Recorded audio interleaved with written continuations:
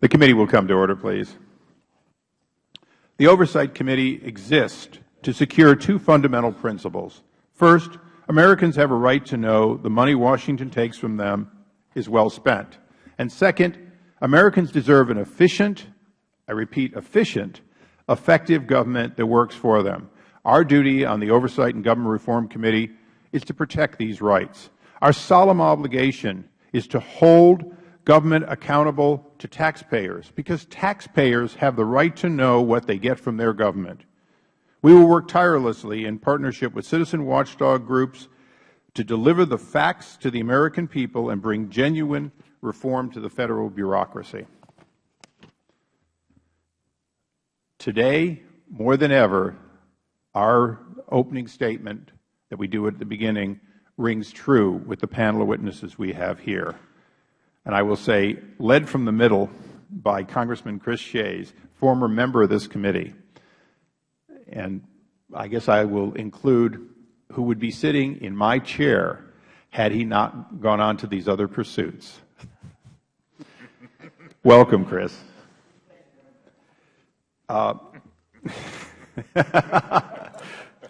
You could say you're welcome, right? You're welcome. And the other members of the Commission on Wartime Contracting, who in August released a final report with alarming findings about waste and abuse that has occurred in Afghanistan and Iraq. Over the course of 2 years, the Commission has conducted 25 hearings, which for Chris Shays is only about average, issued 5 special reports and 2 interim reports. Its final report presents a sobering view of waste and fraud in the war on terror. An estimated $1.25 trillion has been spent on operations in Iraq and Afghanistan. The report estimates that since 2002, important, since 2002, early on in the Bush administration, the Defense Department has spent $206 billion of their contract obligations in support of the wars in Iraq and Afghanistan. At least $31 billion, and possibly as much as $60 billion, has been lost to contract waste and fraud in America's contingency operations in Iraq and Afghanistan. It is appropriate for the Commission and Congress to assess these costs and the reasons so much taxpayer money has been squandered to waste and fraud. The waste and fraud associated with these expenditures is mind-numbing. With the coming transition of operations from DoD to State Department in Iraq, as well as the continued surge in Afghanistan that includes civilian and Federal workforce, costs associated with contractors are likely to increase. For example, the State Department will increase its manpower from 8,000 to 17,000. The great majority of those will be contractors for security, medical maintenance, aviation, and other functions. The State Department is building a virtual private army of private security contractors in Iraq. Some have estimated that as many as 5,500 new contractors will be necessary to protect and operate the U.S. Embassy and its facilities and functions throughout Iraq.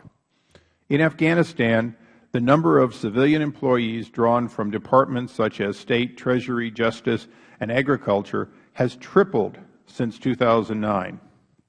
That's the number of civilian employees has tripled since 2009, rising from just over 300 to over 1,000 as of June 2011.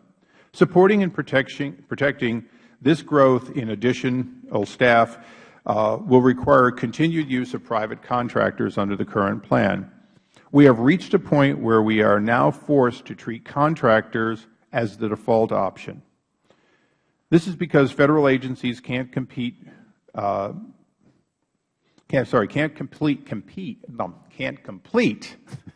mission-critical functions, nor can they manage and oversees large contractor force of unprecedented size that at times has outnumbered troops in the field. When President Obama took office, he pledged to eliminate waste, fraud, and abuse in these areas. And I might comment, so has virtually every president. Instead, we are growing more and more reliant on contractors. New and increasing problems have come at a time when President Obama has failed to fill key leadership positions that ensure effective oversight is unbroken. He has failed to implement essential measures to combat the waste and fraud. The record of waste and fraud will continue unless Afghanistan takes concrete actions to protect precious taxpayer dollars. I apologize, unless the administration takes precautions. The United States has not achieved peace and will not get a peace dividend unless we, in fact, are able to stem waste both created within our government and by our partners in Iraq and Afghanistan. Today we will examine these difficult challenges and explore the conclusions and recommendations offered by the Commission on Wartime Contracting. But before we do, I want to make one thing very clear. Operations in Afghanistan and Iraq have levied a heavy human toll. 7,520 Americans and coalition soldiers have been lost. Our brave men and women serving on the front lines continue to do an outstanding job fighting our enemies and securing freedom for those who terrorized or would terrorize us and oppress other nations. Nothing in this hearing, nor the recommendations of the Wartime Contracting Commission, is intended to question their efforts or their commitment. Congress must recognize we are not there in harm's way, and those who are there in harm's way are doing the best they can. Rather, it is for this committee to evaluate the systems and the recommendations of this Commission to recognize this is not a problem that began on this President's watch. This is not a problem that will end no matter what we do, but we do have an obligation to do everything we can to assist the administration by systems and support to reduce waste and fraud, to reduce inefficiency, and to provide our best advice both through this Commission and through our own efforts to an administration who has in fact countless thousands of men and women in harm's way. And with that, I will recognize the distinguished ranking member for his opening statement. Thank you very much, Mr. Chairman. And first, let me say that I understand that Mr. Mike Thibeault will not be able to be with us this morning. I understand that you will be putting his full statement in the record, which we would appreciate and would join you in. Mr. Thibeault worked with our committee closely in the past, and we sincerely appreciate his career of public service and his expertise. Chairman Shays, it's great to have you back again before the committee, which you served on so many years. And thank you for all the commissioners for being with us today. Over the past decade, the United States has grown increasingly reliant on contractors to provide support services to the military, the State Department, and USAID. In Iraq and in Afghanistan, contractors outnumber service members, and they perform essential tasks, such as shipping supplies through hostile territory and providing security to bases and personnel. Since 2001, we have spent more than $200 billion on these contracts. After an extensive bipartisan investigation, the Commission on Wartime Contracting estimated that as much as $60 billion may have been lost to waste and fraud due to a lack of effective competition, oversight, and enforcement in contingency contracting. Although the scope of this contracting problem is daunting, it is not new to this committee. Under Chairman Henry Waxman's leadership, the committee examined problems with the military's log cap contract for logistical support, the government's multiple contracts with Blackwater USA for security services, and the State Department's bloated billion-dollar contract to build the United States Embassy in Baghdad. Chairman Towns continued this work by examining the system used by the executive branch to track contractors and waste in USAID's reconstruction contracts.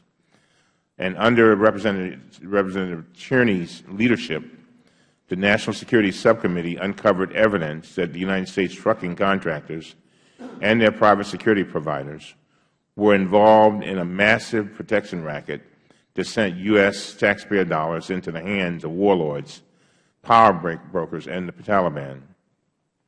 Our committee's oversight efforts have resulted in significant changes. In Iraq, the State Department has dramatically increased its management of private security contractors, and the number of use of force incidents has plummeted. In Afghanistan, General Petraeus responded to Chairman Tierney's investigation by issuing new contracting guidelines and charging 2 task forces with tracking U.S. contracting dollars to reduce corruption. But despite these worthy investigations to root out waste, fraud, and abuse after it happens, more must be done to prevent waste from occurring in the first place.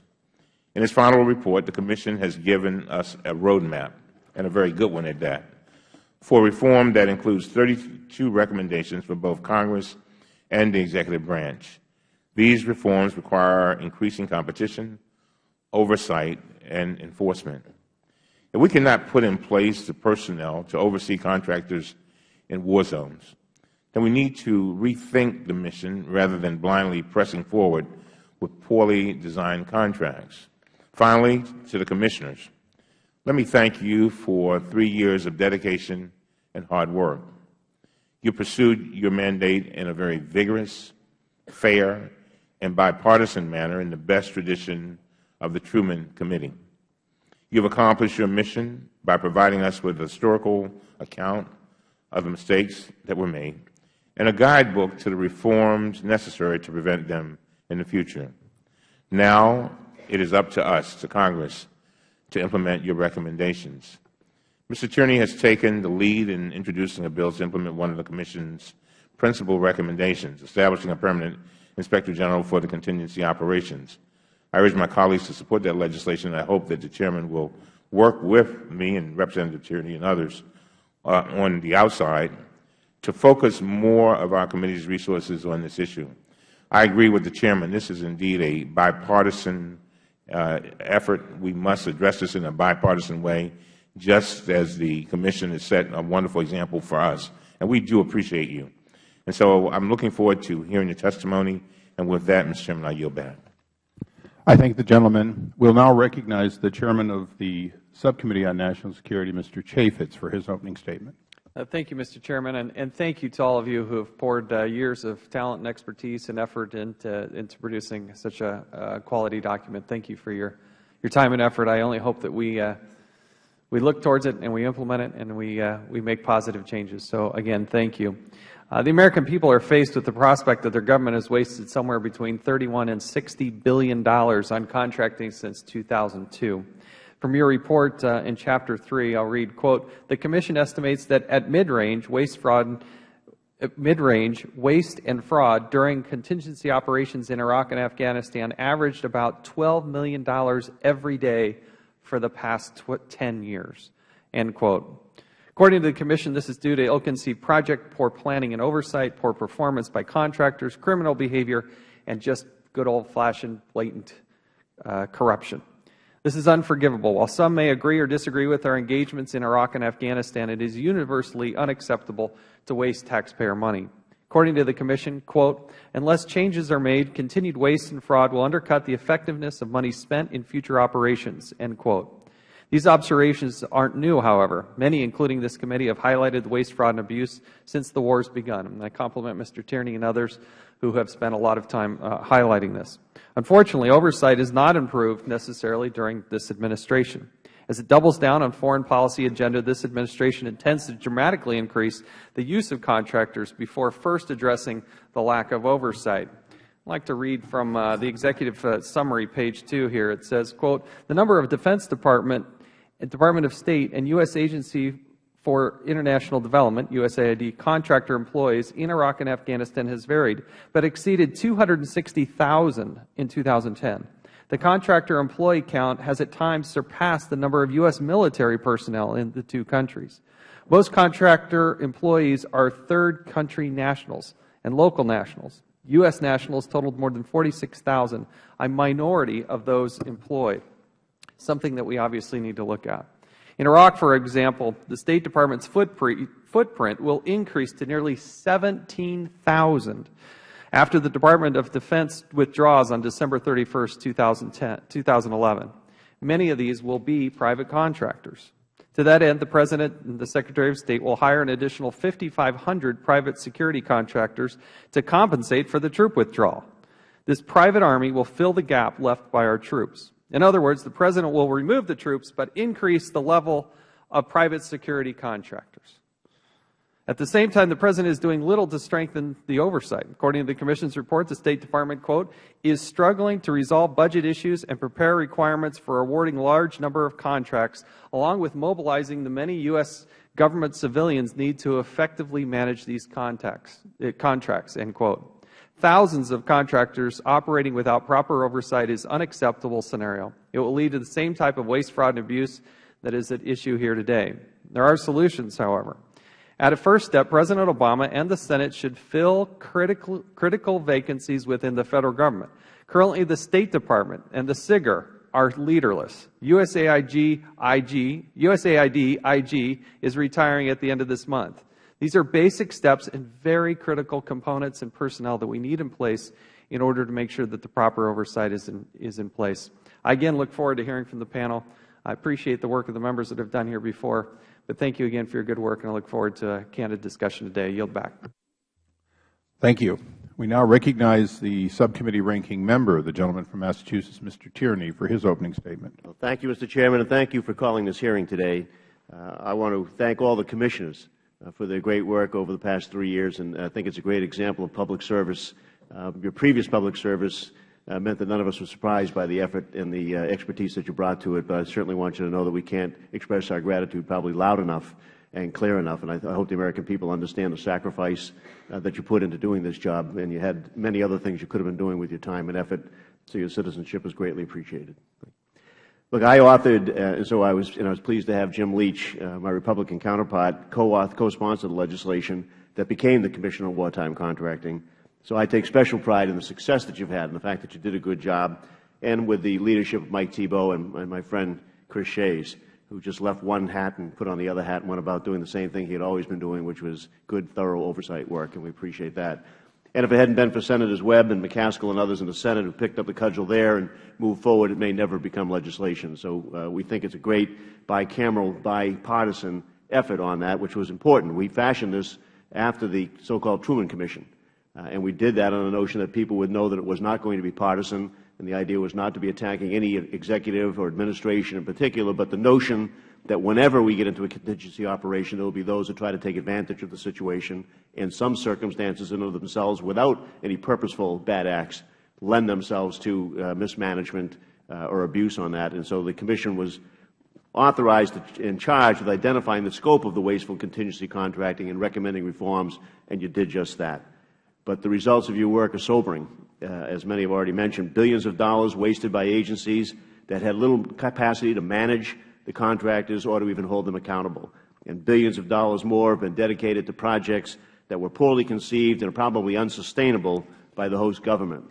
So these findings are consistent with the committee's own oversight of private security contractors in Iraq and Afghanistan, and I think we have already mentioned here that last year I led a 6-month subcommittee investigation of the $2 billion Department of Defense trucking contract in Afghanistan.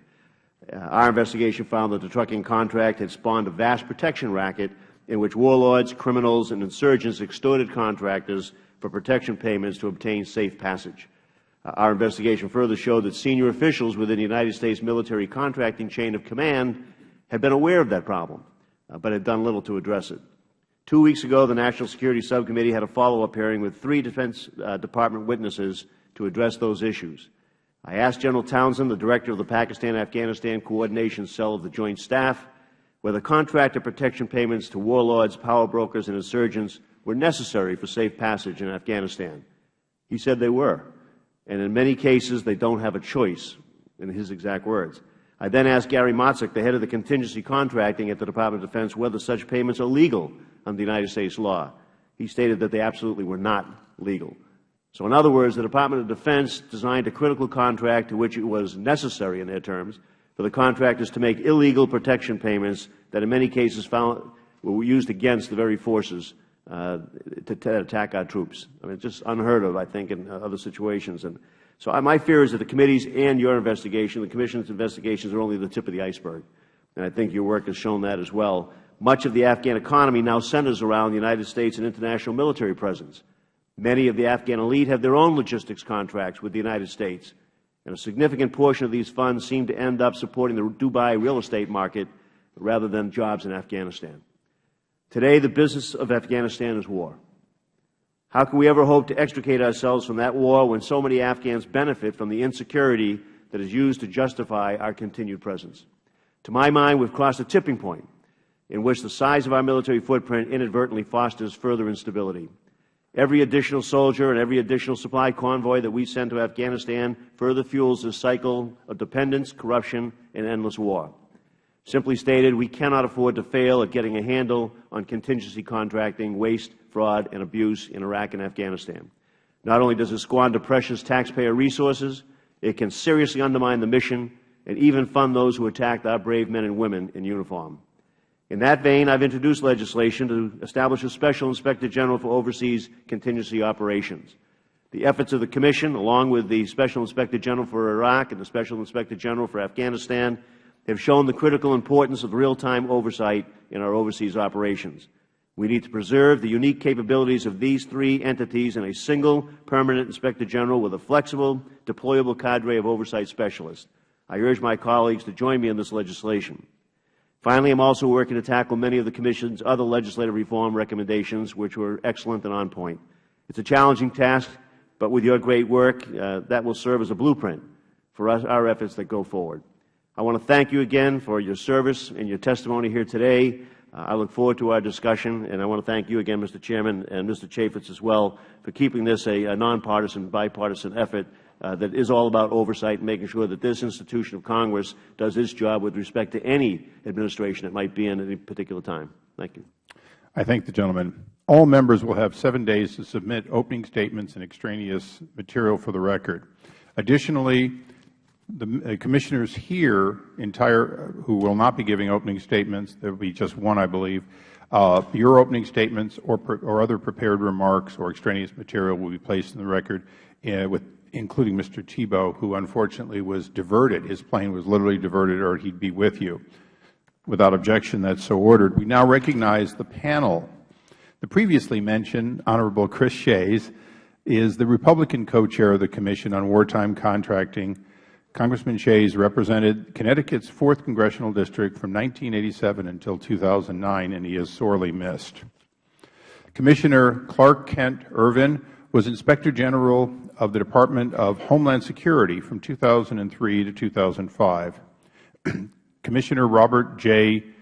Henke was the Assistant Secretary for Management at the Department of Veterans Affairs from 2005 to 2009. Commissioner Catherine Shinazi, good enough, okay, good. I don't usually get them even that close, was the Managing Director for Acquisition and Sourcing Management at the Government Accountability Office, our wing that we trust so much for the work that we must do. And Commissioner Charles Tiefer is a Professor of Law at the University of Baltimore Law School, and Commissioner Dov S. Zachheim, I grew up in a Jewish name, but it's a little easier for me, I guess, was the Controller for the Department of Defense from 2001 to 2004. Ladies and gentlemen, pursuant to the committee rules, I would ask you all to rise to take a sworn oath. And please raise your right hands. Do you solemnly swear or affirm that the testimony you are about to give will be the truth, the whole truth, and nothing but the truth? Let the record indicate that all witnesses answered in the affirmative. Please be seated. My prepared statement says, in order to allow sufficient time, blah, blah, blah, look at the light.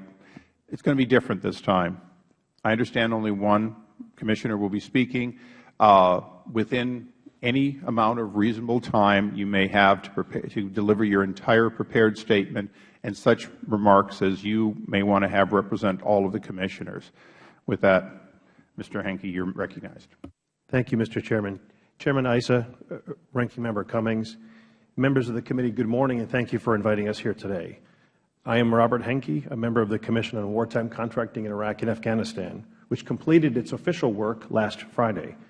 Previously, I served as the Assistant Secretary for Management at the Department of Veterans Affairs and the Principal Deputy Comptroller at DoD. I am presenting this statement on behalf of Commission Co-Chairs Christopher Shays and Mike Thibeault, and my fellow Commissioners Clark Ken Irvin, Catherine Shanazi, Charles Tiefer, and Dov Zakheim, who are here, and Grant Green, who could not be here with us today. I respectfully request that our full written statement be a part of the record, as well as a copy of our report, Transforming Wartime Contracting. Without objection, so ordered. We very much appreciate the opportunity to appear before this committee, the Committee on Oversight and Government Reform. Our 8 reports to Congress are a direct match with this committee's central mandate, the need for vigorous oversight and fundamental reforms. The Commissioners would emphasize that we have operated not only as a bipartisan body, but truly as a nonpartisan body. Our reports have no dissenting views. We are unanimous both in our findings and in our recommendations. We unanimously conclude that the need for change, whether through laws, policies, practices, and ultimately organizational culture, is urgent for 5 reasons. First, reforms can still save money in Iraq and Afghanistan, avoid unintended consequences, and improve our foreign policy outcomes there. Second, the dollars wasted and the dollars still at risk are significant. The Commission estimates that at least $31 billion and possibly as much as $60 billion of the $206 billion spent on contracts and grants in Iraq and Afghanistan has been lost to waste and fraud.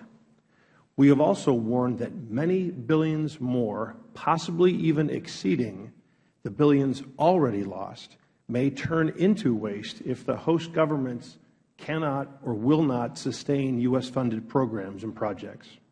Third, although U.S. policy has for more than 20 years considered contractors to be part of the total force, we went into Afghanistan and Iraq unprepared to manage and oversee the thousands of contracts and contractors used there.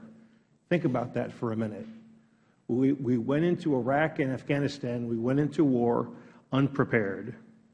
Some improvements have been made, yes, but after a decade of war, the government remains unable to ensure that taxpayers and warfighters and diplomats are getting good value for contract dollars spent. Fourth, new contingencies, whatever form they take, will occur. And strikingly, Federal agencies have acknowledged that they cannot perform large operations without contractor support. They're very candid in that regard. Fifth and finally, reform is urgent because failure to enact powerful reforms will guarantee that new cycles of waste and fraud will accompany the response to that next contingency. Our work in Iraq and Afghanistan found problems similar or even identical to those in peacetime contracting, including poor planning, limited or no competition, weak management of performance, and insufficient recovery of overbillings and unsupported costs. Of course, the wartime environment brings tremendous additional complications. The dollar volumes swell dramatically, and the urgency of dynamic operations and hostile threats directly impact contracting decisions, execution, and oversight. Now, despite those tremendous challenges, we are clear as a Commission that contracting and contractors have provided vital and, for the most part, highly effective support for U.S. contingency operations. However, the bottom line is this: we rely on contractors too heavily, we manage them too loosely, and we pay too much for what we get. The wasteful contract outcomes in Iraq and Afghanistan demonstrate that Federal agencies' dependence on contractors, while acknowledged, is not thought to be important enough to warrant the thorough planning and superb execution that a contingency that wartime demands. The Commission has concluded that the problems need to be tackled on several levels. The first is holding contractors accountable. Federal statutes and regulations provide ways to protect the government against bad contractors and to impose accountability on them. Unfortunately, we found that these mechanisms are often not vigorously applied and enforced, and incentives to constrain waste are often not in place. The Commission's research has shown, for example, that some contractors have been billing the government for years using inadequate accounting systems that don't pass muster. Recommendations for suspension and debarment go unimplemented with little documentation for the decision. Past performance data on how a contractor performs is very often unrecorded and even less likely to be used for the next contract award. Staffing shortages have led to a Defense Contract Audit Agency backlog of nearly $600 billion in unaudited work, delaying recovery of possible overpayments. The government has also been remiss in promoting one of the most effective of all disciplines, competition. We recommend better application of existing tools to ensure accountability and strengthening those tools. Our report contains recommendations to bolster competition, improve the recording and use of past performance data, expanding U.S. civil jurisdiction as part of contract awards, and requiring official approval of significant subcontracting overseas. The second level is holding the government itself more accountable for the decision to use contractors and the subsequent results. Taking a harder look at what projects and programs to undertake with contractors must also include thinking more carefully about whether to use contractors in foreign policy situations. Our report recommends careful consideration of the risks created by contracting and phasing out the use of private security contractors for some functions. Another part of the government's problem is resources. As this committee knows well, both military force structure and the federal acquisition workforce were downsized during the 1990s. This ensured that if a large and prolonged contingency should develop, the military would greatly increase its reliance on contractors, while at the very same time, its ability to manage and oversee those contractors had been significantly reduced. Now, even when the government has good policies in place, effective practices, which are often different, ranging from planning and requirements definition to providing adequate oversight of performance and coordinating interagency activities, are lacking. We have recommended steps that would improve the government's handling of contingency contracting. They include developing deployable acquisition cadres and professionals, elevating the position elevating the position of agency senior acquisition officers and the importance of acquisition as a core competency, and creating a J10, a contingency contracting directorate at the Pentagon's Joint Staff, where the broad range of contracting activities is still treated as a minor subset of logistics. Considering this committee's broad and cross-agency mandate, I would also call special attention to two recommendations with a whole-of-government approach. The first is to establish a dual-hatted position for an official who would serve both at the Office of Management and Budget and simultaneously on the National Security Council. Such a dual-hatted person would promote better visibility, coordination, budget guidance, and strategic direction. They would link foreign policy goals with budget resources. The second is to create a permanent IG organization for use during contingencies. The special IGs for Iraq and Afghanistan reconstruction have performed valuable service, but they will go away, leaving the need to reinvent them and suffer delays in deploying IG staff when the next contingency does emerge. The work of Sagir and Sagar have shown the drawbacks of creating organizations that are limited in functional authority, geographic location, and time. A permanent contingency IG with a small but deployable and expandable staff trained in the unique circumstances of a contingency operation can provide cross-agency oversight from day one of a contingency. More details on these recommendations appear in our final report, the 240-page Transforming Wartime Contracting. Now, in compliance with its authorizing statute, our Commission has closed its doors, but the problems we have diagnosed remain very much alive. Corrective action, in some cases requiring limited financial investments, are essential on both the government and the contractor side of the equation to reform contingency contracting. Your sustained attention during and after the reform process will be essential to ensure that reforms are institutionalized and that ultimately cultures are changed. In summary, Mr. Chairman, Ranking Member Cummings, wartime contracting reform is an essential, not a luxury good. Whatever form it takes, there will be a next contingency, and the responses to that contingency will all but certainly require contractor support. The government would be foolish to ignore the lessons of the past decade and refuse to prepare for better use of contracting resources. Once the wars in Afghanistan and Iraq fade into the past, it will be all too easy to put off taking action. Your committee is in a superb position to prevent exactly that from happening. Mr. Chairman, members of the committee, this concludes our formal statement. We very much appreciate this opportunity to be here with you today in a dialogue, and we would be happy to answer any questions you may have. Thank you. And with that, I'll recognize myself for a first round of questions. Commissioner Shinazi, there's been a number of suggestions coming out of the Commission. Obviously, your colleague just mentioned a permanent IG to oversee contingencies.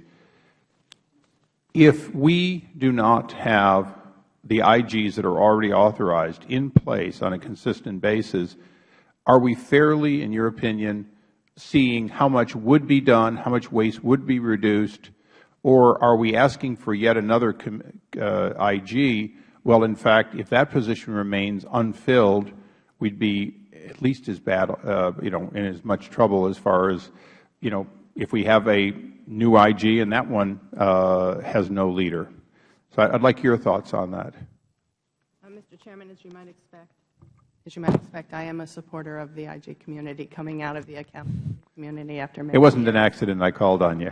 But this also was a unanimous recommendation. No, and I understand the recommendation for yet another IG, but I'd like with your experience, when you have a vacancy and you have a series of actings, or even sometimes the acting is gone for a while, what does that do to the effectiveness of an IG organization? I think what you see in the example of the Special Inspector General for Afghani reconstruction is a perfect example of that. It took a long, long time to set that organization up. It took longer to staff it. It was difficult to find a leader.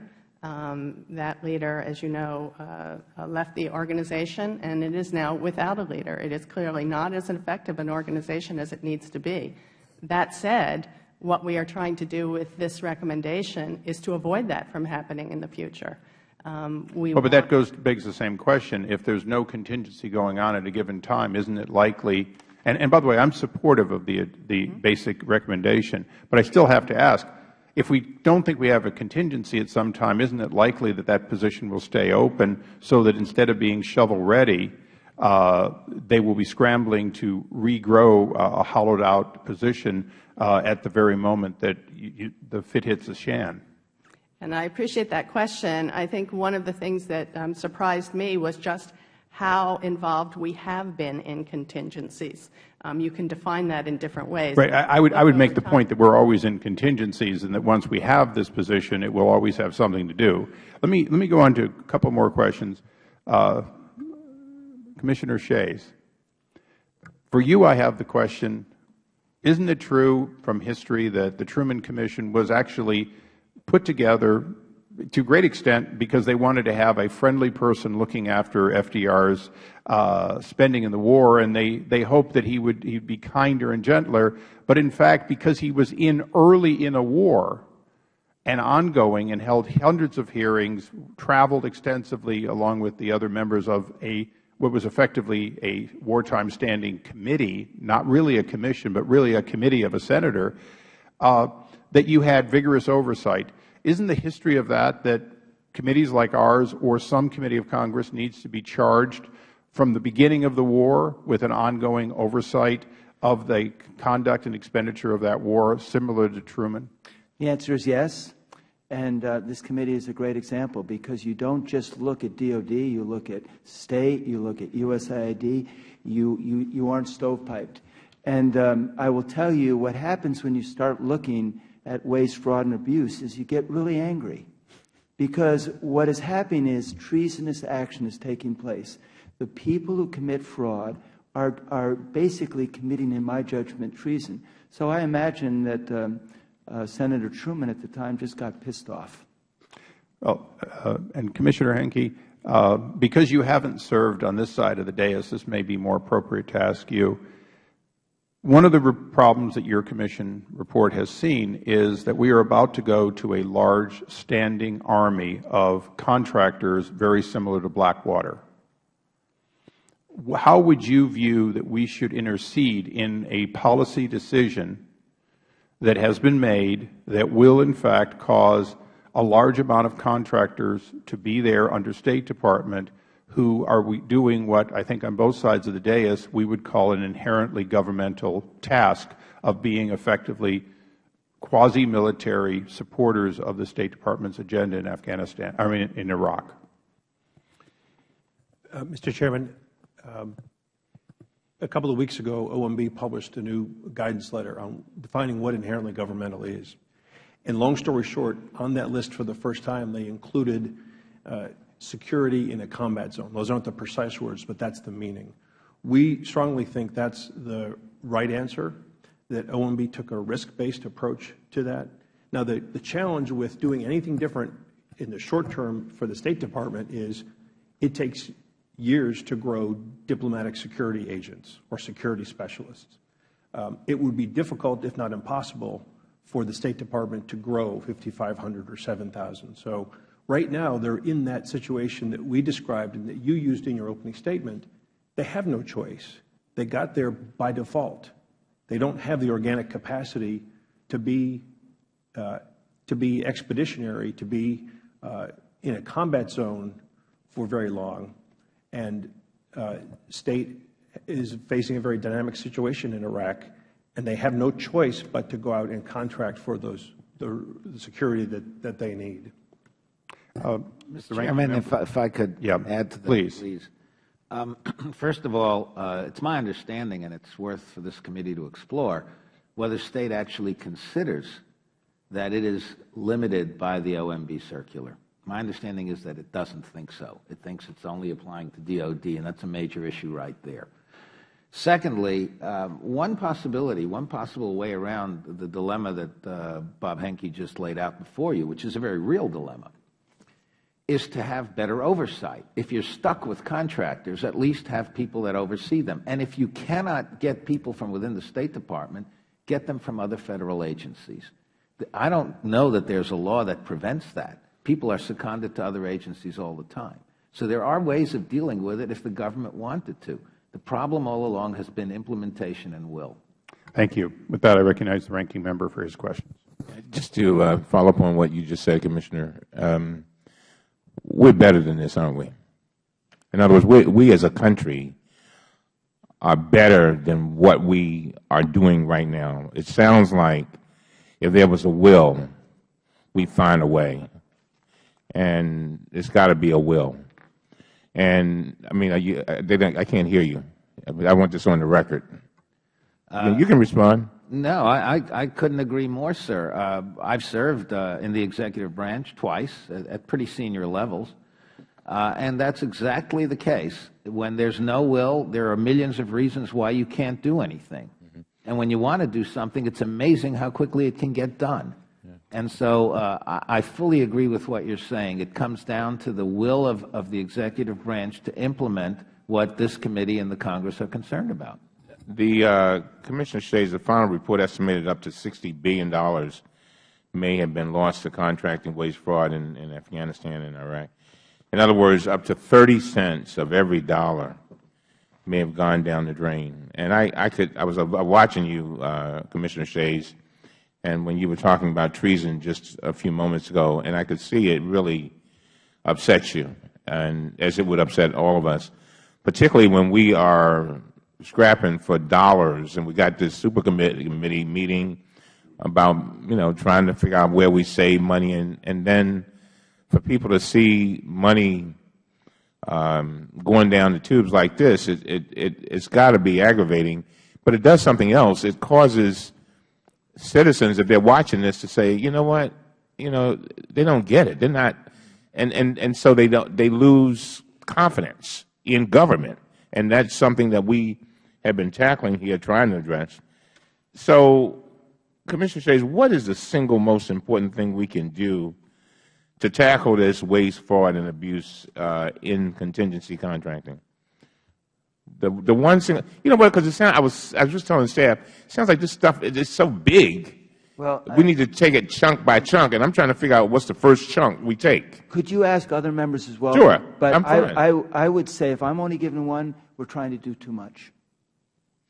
We're just trying to do too much, and as a result, we're not thinking the projects out well, we're not overseeing them well, and we're not even really evaluating, do we really need it? Do we really need to do as much as we're doing? If you're only giving me one choice, that's my choice. Commissioner Tiefer, if you don't mind, since you're from my neighborhood, the University of Baltimore is literally within 5 minutes of my house. Sir, don't talk about the University of Baltimore. He will keep you here all day talking about it. Welcome. It's a fine neighborhood. Yes, thank you. Baltimore. My particular interest in the Commission was in Chapter 3, which was about lack of competition and serious waste and so forth. And I would say the number one thing that I personally think we could do better, and we're not doing well enough, is compete these contracts. It would be so easy to set a level of competition and say that the Defense Department must meet it for its contingency contract. But Professor, you hear all the time, when you see these 60-minute shows and shows like that, and they say, there are only a few companies, and I'm talking about like, sometimes they say 2 or 3, that can do certain things, that can provide certain types of security. I mean, have you all found that to be true, and how does that affect competition? The answer is no. And I'll take a precise point. In Afghanistan, we have a contractor that handles North Afghanistan for logistics and a contractor that handles South Afghanistan for logistics.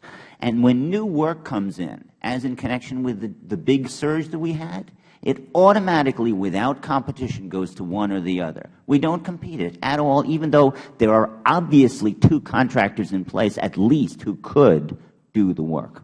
And I would imagine that if people see that before, see that early on, they probably, we keep hearing that companies will not, when companies cannot see the future, that they don't hire and whatever, I guess.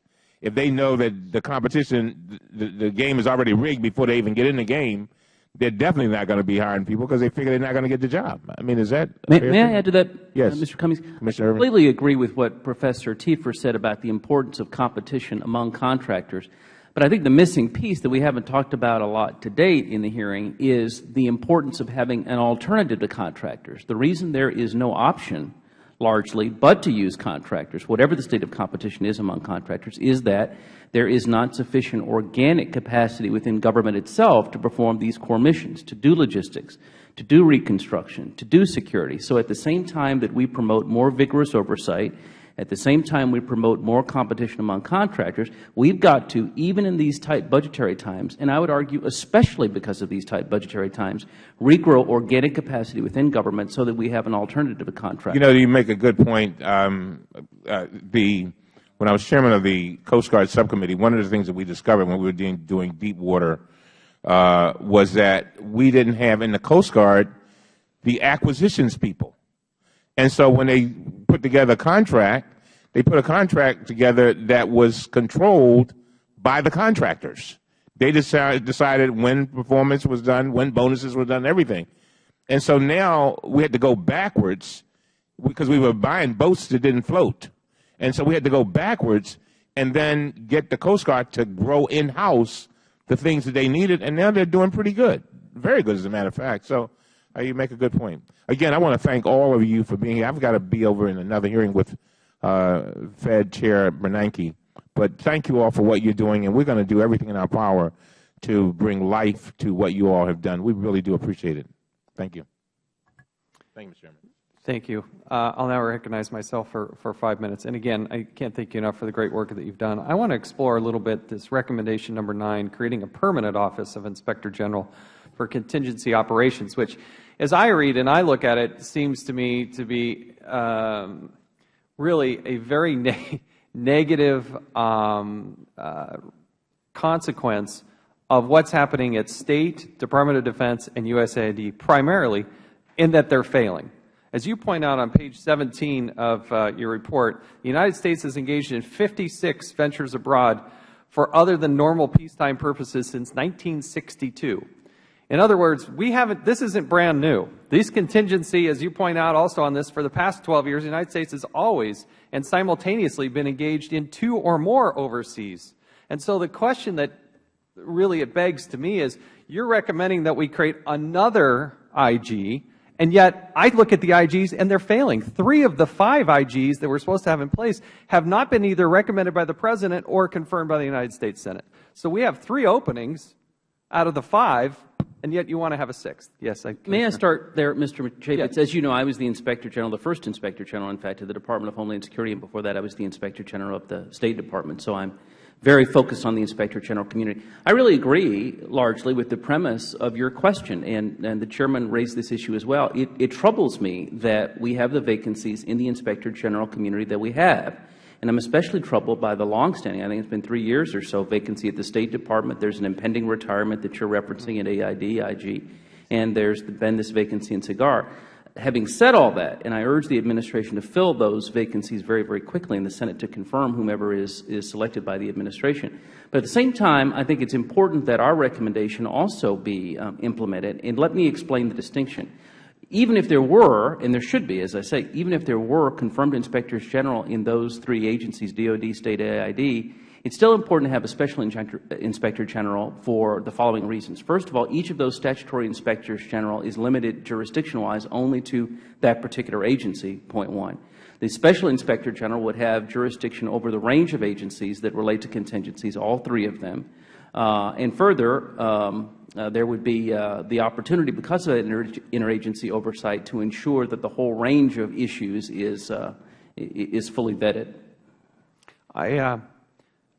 One of the questions that I hope the committee continues to explore is, what in the world is wrong over at the Department of Defense? I want to read here from, this is page 162, and this has to do with the Defense Contracting Audit Agency, which seems aptly named, but it says, the current unaudited, and you mentioned this in your opening statement, the current unaudited backlog stands at $558 billion, having risen sharply from $406 billion in only 9 months. At current staffing levels, DCAA has reported that the backlog will continue to go virtually unchecked and will exceed $1 trillion by 2016. Can I try to deal with that? Yes, please, try to tackle that one. That would be great. Absolutely. When I was Undersecretary of Defense, Comptroller, DCAA was under me. DCAA simply doesn't have enough people. It is. How many people are there?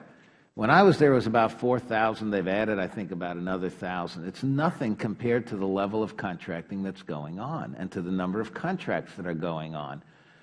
These are very, very professional folks. Most of them now have CPAs. Many of them come from the outside and then come into government, and much as lawyers do nowadays.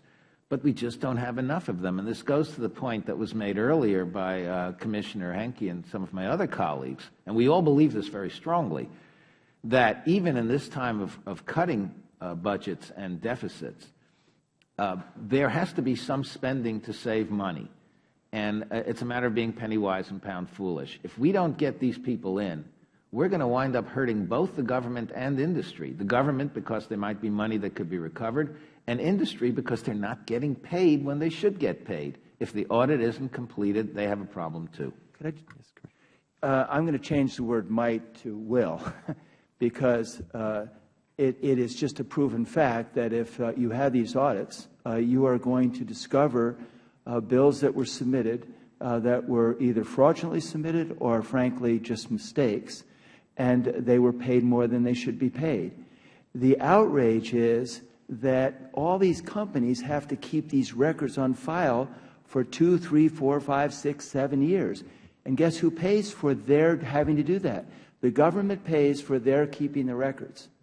So this $500 million that we're talking, $500 billion that we're talking about,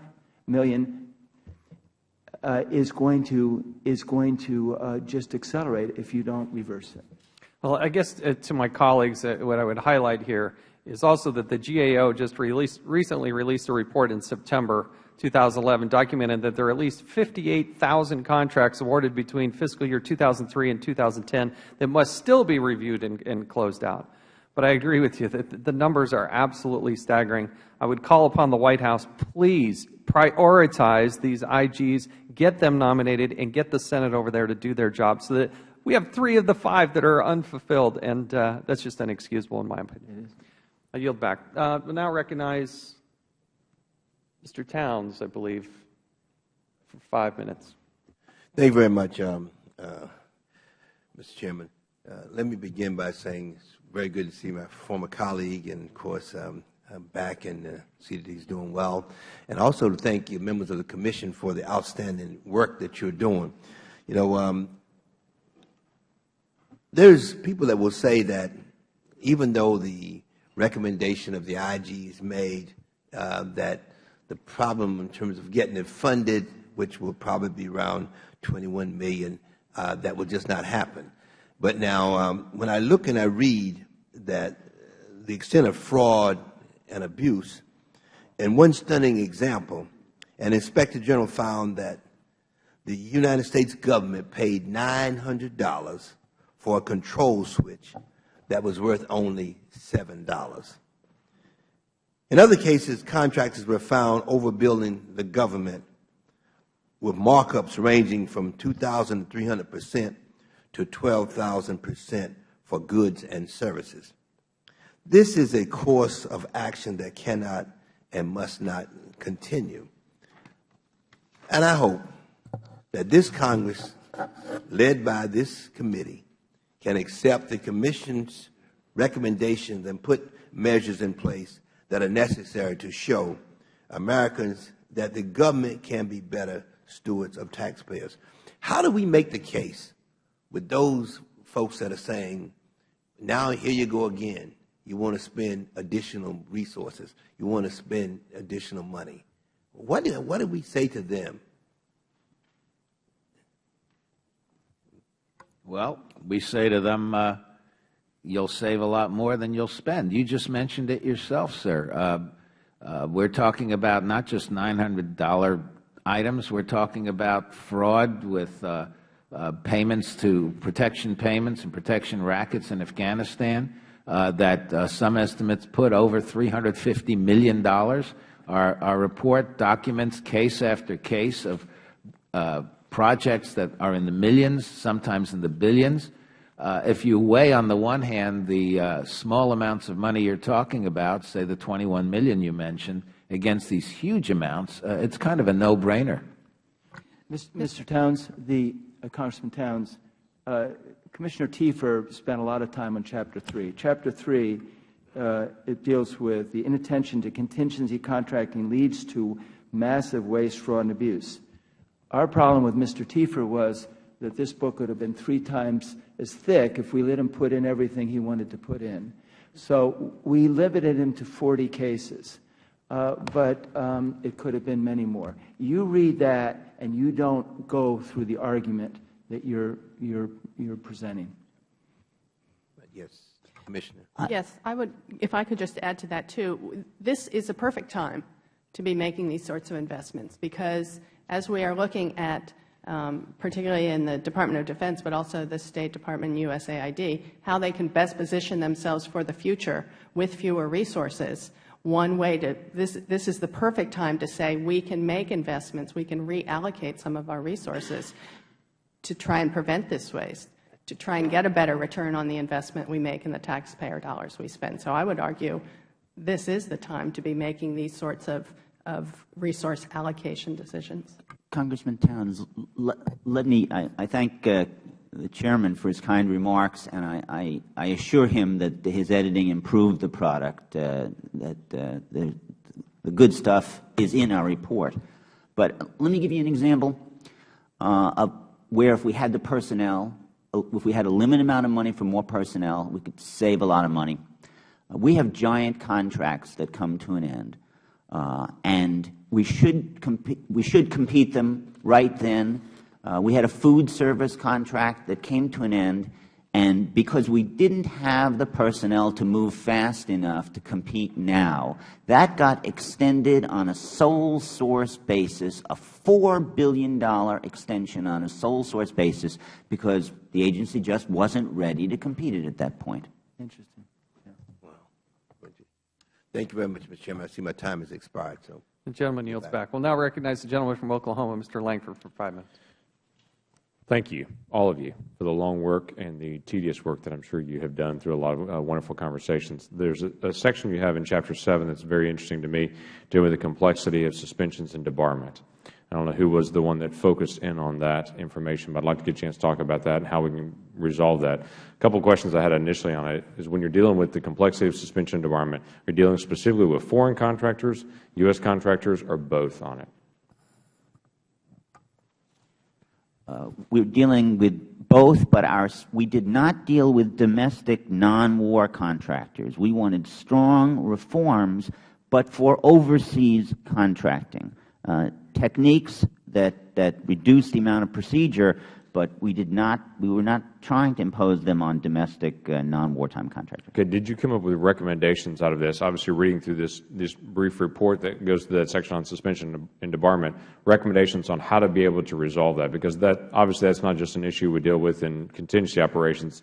That's something we deal with government-wide, is the suspension and debarment issues that we have on how often they're used, the complexity of the process. Are there recommendations that are coming out of this as well? There are several.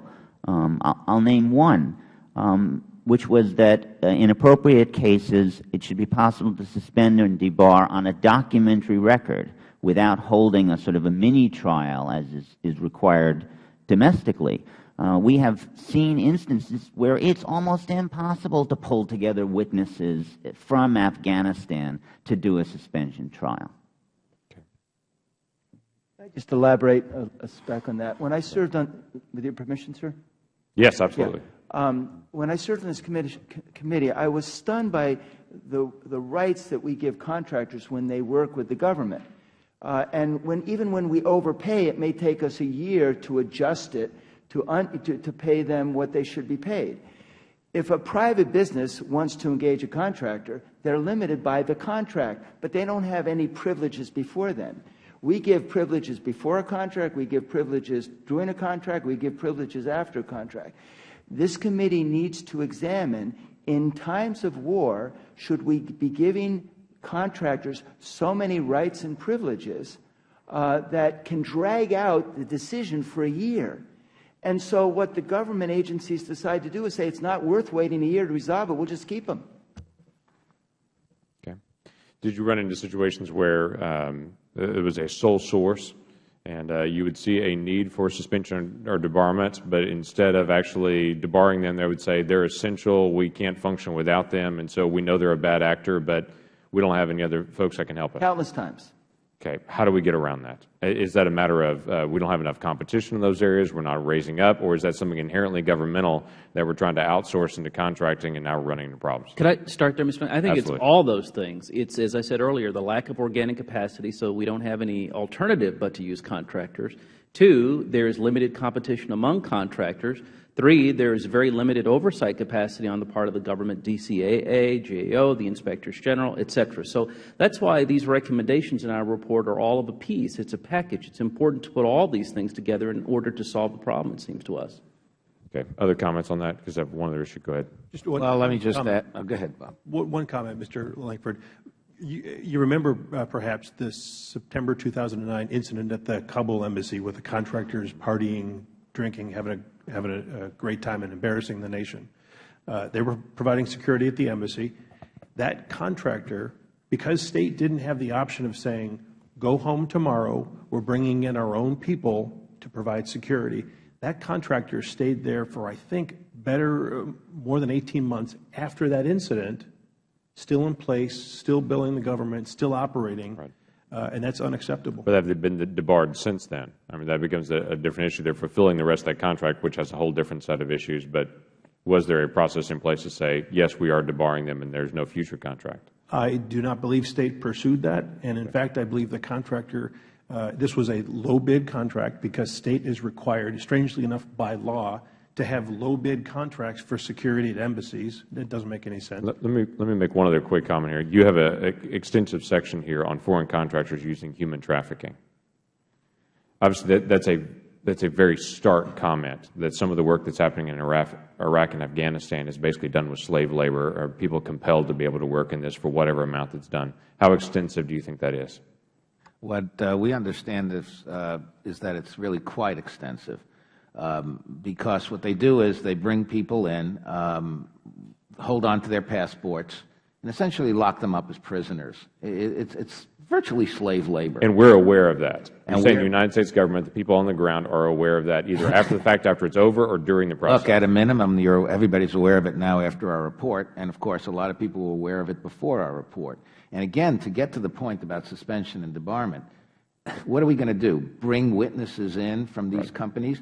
What we have to do is use the rules that are available to us, modify them slightly, and suspend these people. They're not even Americans, for God's sake. Right.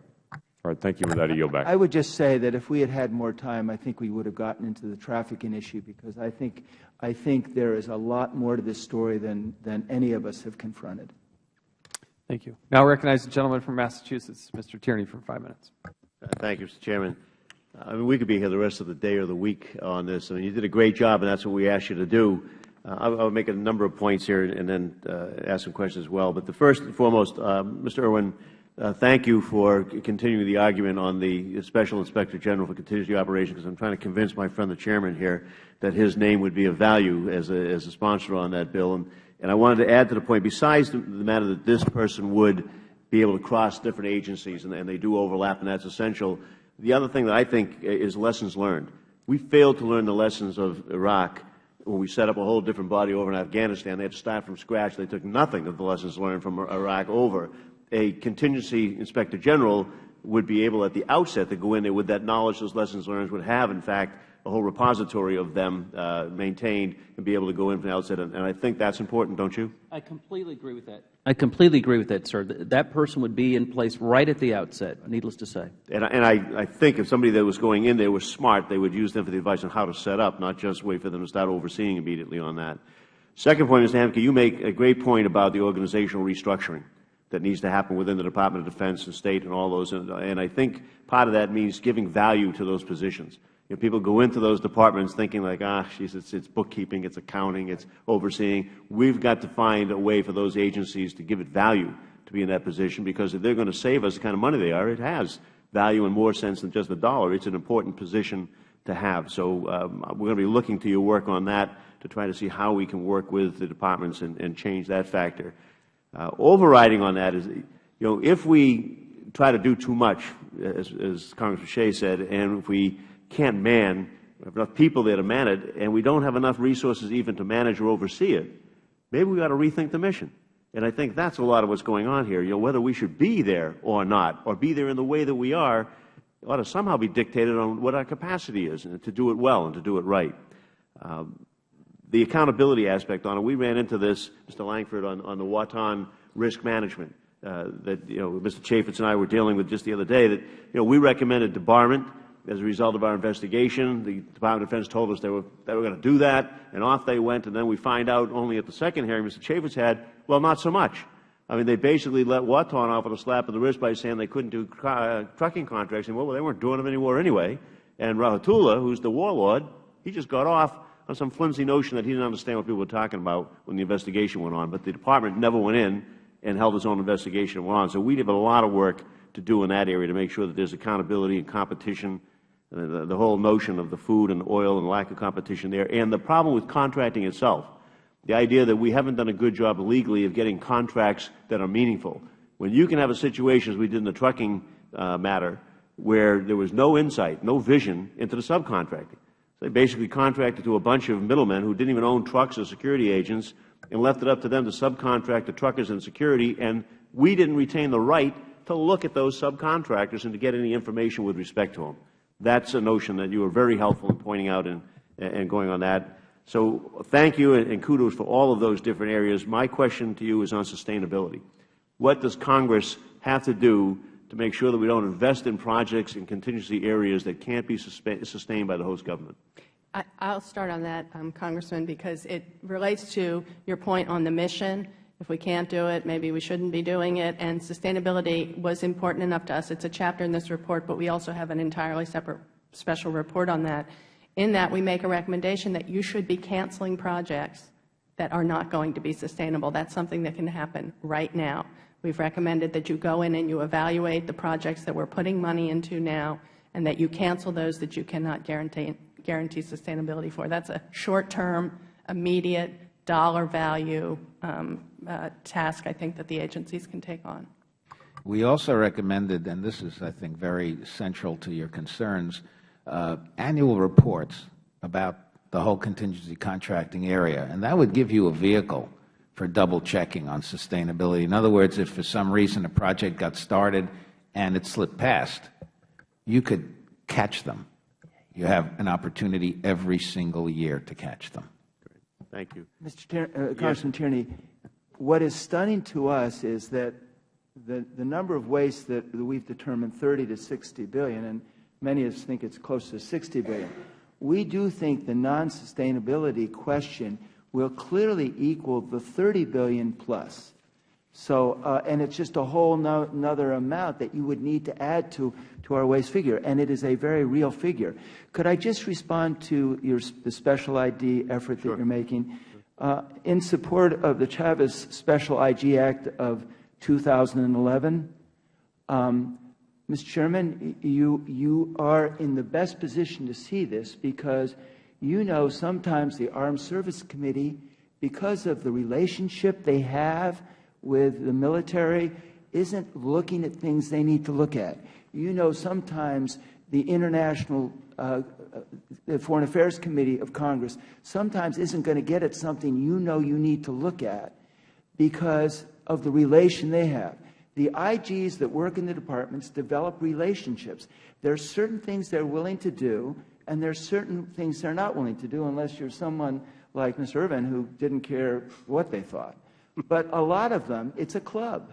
A lot of them don't want to offend the department they're in. And that's why you sometimes need the competition. And I'll just end by making this point. I remember when I was chairing this committee, we didn't look at something I wanted to look at. My staff didn't want to look at it, and then the Armed Services looked at it, and it was a huge issue. And thank goodness they looked at it. And sometimes we looked at issues they didn't look at. So, you know, I just think that the Chairman is in the best position to see the value of this. And they're all pretty busy. Let's face it. The Department of Defense Inspector General, the State Inspector General, USAID Inspector General, they've got a full plate. Right. You know, without even contingency operations. They're just got a full plate all the time with the amount of money that they're in charge of. You go to contingency operations, it's like a whole different ball game, and it works. It's an add-on. Mr. Attorney, can I chime in on that? Sure. You know, one of the things we learned in our work, State Department set up, I think in 2005 or 6, a Middle East regional office, MIRO they called it, to do audit work overseas. They had such a demand for it. So they set it up late, and 2 or 3 years later, they did a review to see how their audit quality was, and it wasn't good, and they had to stand it down. So they don't flex well to new, unique circumstances. Mr. Chairman, your indulgence has been great. If I have one last comment to make on that, sure. And besides my dying gratitude for the work that the commissioners have done, this committee perhaps ought to consider, and our subcommittee in particular, using our members well, that maybe each one would want to tackle some of the recommendations, one or more of the recommendations, to see how we, if we need to translate that into legislation, and how we do that, and if we need to just do follow-up with the agencies and how we do that, so that this is not one product that just sits on the shelf. I mean, I think it's too valuable. I think the work was too good for us, and it fits so squarely in the overarching part of this, and it gives us all something as a nonpartisan that we can work on together. That I think would be a great notion and a great example for Congress. So I just ask that you entertain that thought. And again, thank you all. Very good. Thank you. Now I recognize the gentleman from Michigan, Mr. Walberg, for 5 minutes. Thank you, Mr. Chairman, and thanks as well to the Commission for the grim work you were asked to do and that you did do. And we trust that it will indeed have beneficial outcomes as we tackle it. Along with the costs and the problems with the contracts while they are in operation, the GAO just released a report in September documenting that at least 58,000 contracts awarded between fiscal year 2003 and 2010 still need to be reviewed and closed out. Delays in the contract closeouts potentially waste, in fact, not potentially, but they do waste millions of dollars as improper payments, waste, fraud, and et cetera become difficult or almost impossible to detect and recoup. This is because files are lost, memories fade, and contractors disappear in the contingency zone. Let me ask this question, Commissioner Zekheim. How important are timely contract closeouts to prevent waste, fraud, and abuse? Well, obviously, they're extremely important. If you don't close out a contract, for a start, you can still, in theory at least, and in practice for most of the time, spend money. And that money probably should not be spent. It's taxpayer money. And it's probably going in the wrong way to the wrong people. And we've seen cases, for example, where contractors are using their people maybe 1/5 of the time and being paid full-time, again, because it takes so long to close out. So when you look at thousands upon thousands of contracts that have not been closed out, which means they haven't been properly audited, by the way. So no oversight or anything that's going on? Well, that's exactly right, and that's what Commissioner Shea said a little bit earlier. If you are not auditing a contract for years, and the government is actually paying for the time in between the audit actually having to take place, the taxpayer is being hit with a double whammy. In the first place, they may have been overcharged, and in the second place, they're then paying for the time that's not being covered because the audit hasn't been done. That's just ridiculous. Congressman Shays, based on that, and good to see you again. Nice to see you. Thank you. What steps should DCAA and DOD be taking to accelerate this process? I may not be the best one in the Commission to answer that question, but let me just say, first, honesty. Just look at the numbers. And also, I need to say that Congress needs to share in this burden. This isn't just the administration. Congress needs to be advocating that these positions be filled. Who would you suggest would be the best one to answer this, and would they answer it? Well, I'll take that one on, again, because DCAA was under me, sir. As I would just emphasize the need to hire more DCAA people, more auditors. If you don't have auditors, you don't do audits. It's as simple as that. Sir, if I may contribute to that as well. We're not talking about thousands of people. DCAA is scrapping to get 100 auditors added next year, and then 100 auditors added in 2013 to attack this work, this backlog of work. Maybe one of the things the committee could look at is making that entity funded on a fee basis instead of a discretionary appropriation, so that they're able to scale up and perform the work that they're being asked to do. Congressman Walberg, let me add, and it's Commissioner Thibeault, who was deputy at DCAA, worked very hard on the specifics of the personnel and the shortfall of the personnel and the scale of the unaudited contracts. What we found was that DCAA was responding to necessary priorities. They are short on personnel, and they had a choice between auditing the backlog, or handling their real-time responsibilities, such as when a new billion-dollar or multi-billion-dollar contract is awarded, they are supposed to audit the proposals to see that the contract that's issued is right. So they, in effect, sacrificed letting the backlog grow and grow and that's how it grew and grew. They met their current but not their old needs. Thank you. Let me ask one final question. Representative Shays, is the Obama administration aware of this problem? Oh, I think so. And I hope Congress is as well. Thank you. Thank you. We're now going to recognize the gentleman from Virginia, Mr. Conley, for 5 minutes. Thank you, Mr. Chairman. One of the things I find interesting in this whole discussion is that Congress almost never takes responsibility for our contribution to the problem. Mr. Shays, when you were in Congress, we had leadership, especially in the Armed Services Committee at the time, that actually poo-pooed the idea of the need for more expertise in hiring of contract managers, procurement and acquisition expertise. And as a result, we quadrupled outside contracting, but increased contracting personnel by only 3%, the Federal Government. And now we are surprised that we can't account for all of the dollars we have appropriated. And what I hear, anyone disagree, but I think I heard unanimity that one of the answers was we need more capability at DCA and in auditing functions to be able to account for the dollars we are appropriating. Anyone disagree with that? No, but I think one reason why this Commission was able to be so bipartisan is we realized the fault lay with both parties and all the branches.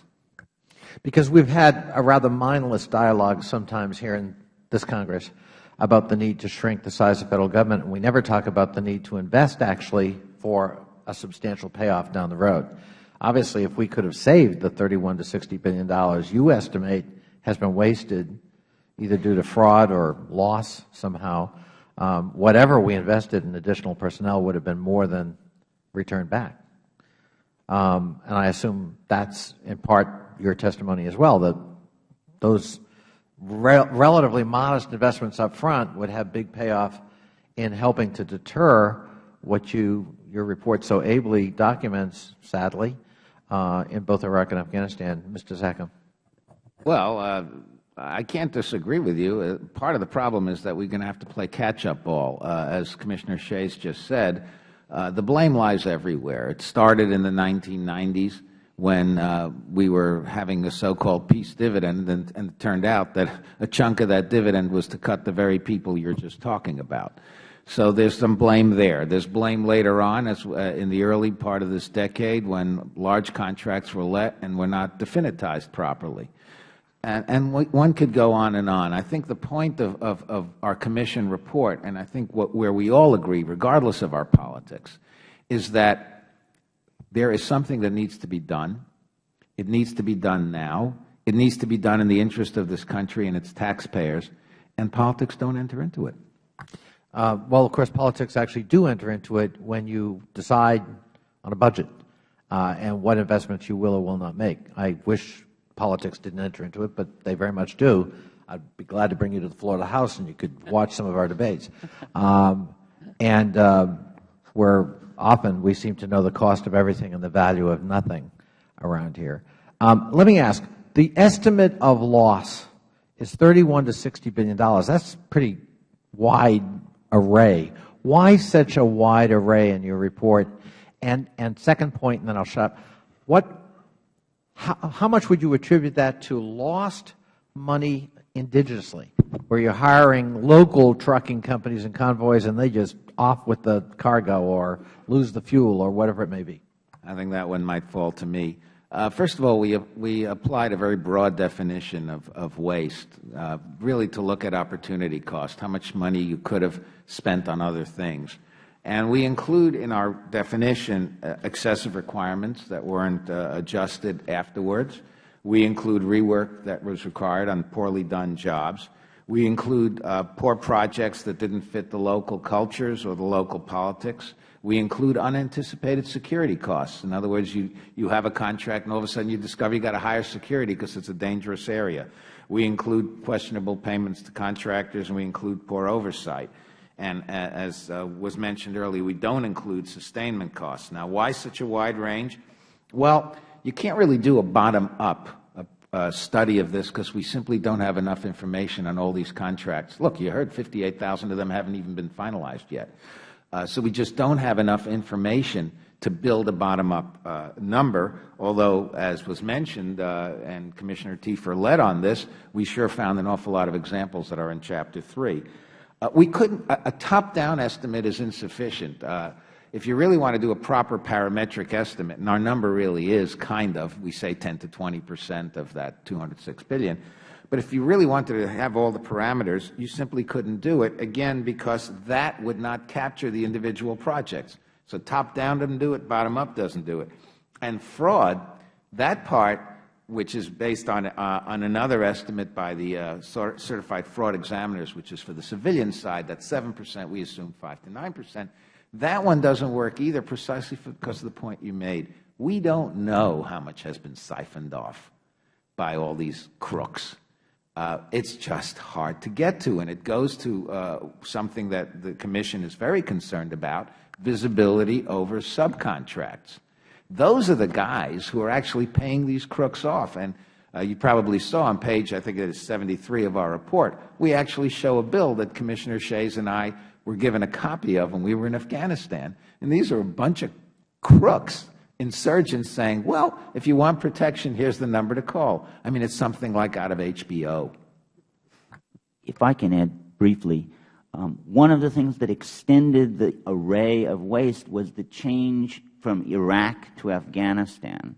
In 2008, when you set us up and sent us out, Iraq was the big contracting problem. Now Afghanistan, well, the problems are quite different. You have payoffs for protection to insurgents in Afghanistan. Mr. Tierney, Mr. Chaffetz have been looking at that. They led the way. That wasn't a problem back there in Iraq. You have a country that's so poor in Afghanistan that it has very little absorptive capability, which means they can't sustain what we're building when we're gone. Iraq wasn't poor in the way Afghanistan is poor. So we have a whole new set of problems. Thank you. Now I recognize the gentleman from Idaho, Mr. Labrador, for 5 minutes. Thank you, Mr. Chairman. Congressman Shays, I found your comment to be fascinating, and I want to explore it a little bit. That we are doing too much. You said that the one thing, the one recommendation you have is that we're doing too much. Could you elaborate on that a little bit? Well, the genesis is really a dialogue that took place among the members. At first we thought, we just got to manage these contractors better. And if we manage them better, we won't have waste. And then we realized that it was more than that, that if we couldn't manage them better, maybe we shouldn't do as much because we can't manage them. And then we began to realize, my gosh, even if you can manage them, we began to just see so many things happening. I mean, when you have a wonderful contract in Afghanistan that costs, $18 million, fitting their culture, doing agricultural work, and all of a sudden the federal government decides they're going to increase the program to $350 million instead of 18 or whatever it was, but much less than the 350, and then they got to finish it by the fiscal year to start to spend. That's crazy, and we just saw it time and time again. We simply think we just got beyond our capability to manage, and frankly, we even went farther than that. Because I agree with you. I had the opportunity to be in Iraq and Afghanistan earlier this year. I'm a freshman member, and it was eye-opening to see what we're doing, what we're trying to accomplish there, and just all the money that we're wasting. It was sad, and I can see why you're angry, and I assume every member of this panel is angry, because this is not just we're mismanaging. This is that we are wasting the money of the American people, and I'm frustrated, and I get frustrated when I hear, especially from some members on my side of the aisle, that we can't do anything about fraud, waste, and abuse in the military. We should look at all the other areas, but we can't do it in the military, and it just blows my mind. So any of the recommendations that you gave in this report, do they address this particular issue? Because I think that's what I'm more concerned about, because I read these 25 recommendations, and what I see is better management. And I don't think we can manage, because I agree with you, we're doing too much. Which of the specific recommendations do you think hits at the heart of your concern? Well, I'll answer it this way. one of the answers, in a sense, everybody takes the blame. The problem is if everybody takes the blame, nobody's responsible. We have tried in our report to start to have people accountable. So the dual-headed person that would actually have to be approved by the Senate but would have a right to make decisions in the NSC and also at OMB, that person right at the top would have to answer about the waste and all the money being spent.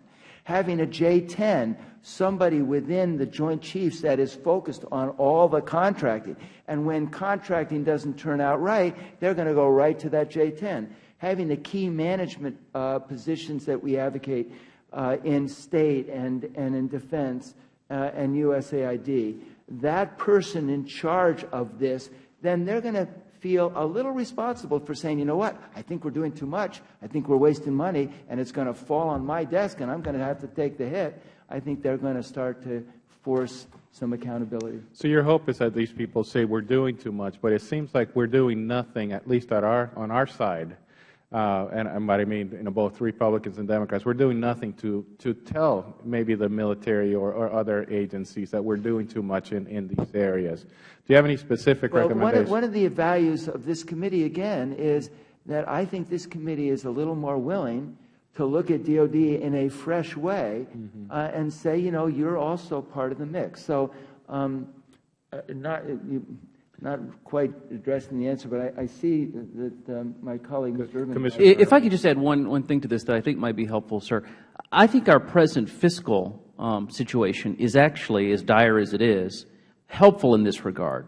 The fiscal situation the country finds itself in today is, needless to say, very different from the way it was 10 years ago. We simply cannot afford to undertake the range of missions now that we could 10 years ago. So I think this kind of question, whether we should engage in it at all, whether it's contractors or organically oversight or not, will be preceded, necessarily so, by a question of whether we should undertake it at all, given the state of our finances now. You know, and I agree with you, and thank you for your answers. Thank you for your work. Thank you for being here. I just wish I would see that more in members of this Congress. I still see too many members of this Congress saying that we need to give the military a pass when we get reports like yours, and I can see how we can actually make a huge difference by making very small changes. Thank you very much. Thank you. Thank you. The gentleman yields back. We'll now recognize the gentleman from Vermont, Mr. Welch. Thank you very much, Mr. Chairman. Thanks for your good work on this, and I really appreciate the cooperation that you and Mr. Tierney, your predecessor, have shown on this in the remarks of my colleagues. And, of course, Mr. Shays, welcome to you and to all the contractors. Two things. You've done a great job, and it's so refreshing to have, like, content, that we can put our arms around and find common ground to hopefully get something done, because most of us would prefer to get something constructive done, and you've really established a platform. I just want to make one general comment and then ask a few specific questions. The general comment, I think, is that if we assign this huge job, like the war in Iraq or war in Afghanistan, to the military, and they have limited resources, contracting allows the illusion that there's a capacity that doesn't exist, because all we have to do is throw money at the problem. And obviously it doesn't work. So the real discipline has to be on what it is we expect, what assignment we impose on the military. And if we're unwilling to address the capacity question that you've identified, then it is going to result in failure no matter how much oversight we have. And the Tierney work that he did on getting that bottle of water from here up through Pakistan, through Afghanistan, journeys that you've taken many times, Mr. Shays, to that forward operating base or that bullet. And whatever has to be done by the military to get that bullet, to get that bottle of water to our soldier on that forward operating base, they're going to do, and they'll deal with all the chaos and all of the mismanagement and all the wasted money afterwards. Understandable, but that's our problem. So thank you so much for focusing on that. But on a couple of specific questions coming up, as you know, we're going to be transitioning, we are transitioning in Iraq. And among the tasks that we're going to be asking the State Department now to do are activities traditionally done by the military and certainly seen, I think, by most of us traditionally as a governmental functions. they'll be serving as a quick reaction force to rescue hostages or to respond to attacks on the road. I'll ask you, Mr. Henke, does the OMB guidance apply to the State Department and its contractors? Yes, sir, it does. The devil, of course, is in the details of how they interpret the words in the OMB guidance. The short answer is the question now becomes, what do agencies do with that guidance? They've now put security in a combat zone on the list. Now, State will perhaps argue to you, A, we don't do combat, and B, we don't support DOD who does combat. We're a separate agency. That's all well and good, but I think that leads to the conclusion that State would offer is that the embassy in Kabul is like any other embassy anywhere and can be provided by, can be guarded by contractors. Yes, it's more high risk, but it's still appropriate. OMB guidance would disagree with them. But what about like a hostage rescue team? Would that be an activity that's inherently a governmental function? If you're going to rescue people who are engaged in combat, yes, sir, that's correct. Yeah. And then what about convoy security through insurgent-controlled territory in Afghanistan? Would that be appropriate for contractors under the new OMB guidance? Well, the words in the guidance are this: security operations, this is on the list of inherently governmental, security operations performed in direct support of combat as part of a larger integrated armed force. So those convoys are providing military articles and military goods. It seems to me they're in direct support of combat operations. Okay. Well, I want to thank each and every one of you. And could I just sure, Mr. Shays. Yes, go ahead. Because one thing's getting lost that we don't want to get lost.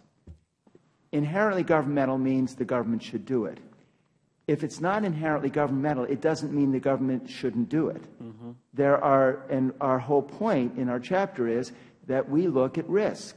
And if the risk is high, even if it's quote-unquote not inherently governmental, but the risk is high, we would be leaning towards suggesting that the government do it. What is very disconcerting about Ambassador Kennedy's response, basically DOD is leaving Iraq. They are transferring their responsibilities to State, and State is now saying, we're doing it, but it's not inherently governmental. They are literally saying that. We fear that they're saying it because they don't want to appear like they're not abiding by the law. Right. Okay. Thank you very much. And thank all of you. Mr. Chairman, I look forward to being a lieutenant for you and the ranking member. We've got a good issue here, good committee to work on it. Thank you. Thank you, Mr. Welch. Appreciate it. Well, now I recognize the former chairman of this committee, a gentleman from Indiana, Mr. Burton, for 5 minutes. Chris, good seeing you again, buddy. Great to see you. Wish you were back. I just have one question, and any one of you can answer that.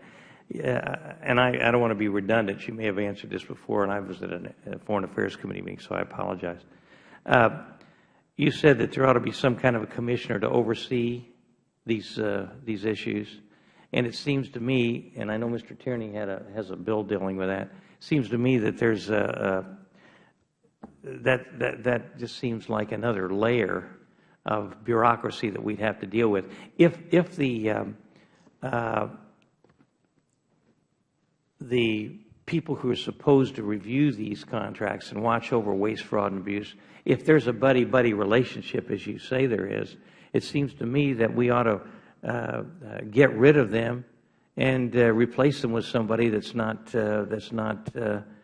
biased in any way. But to come up with another layer of bureaucracy to oversee the ones who may be buddy-buddy with the contractors just doesn't make sense, especially at a time when we have these fiscal problems. I know we're not talking about a lot of money, but these things have a way of mushrooming. So I'd just like to get your comment on that. And if our Committee on Government Reform and Oversight, if we had commissioners like you that talked about specific problems with an agency where they're not policing it properly, we could make the request that that person be replaced so that there wouldn't be the buddy relationship that you're talking about.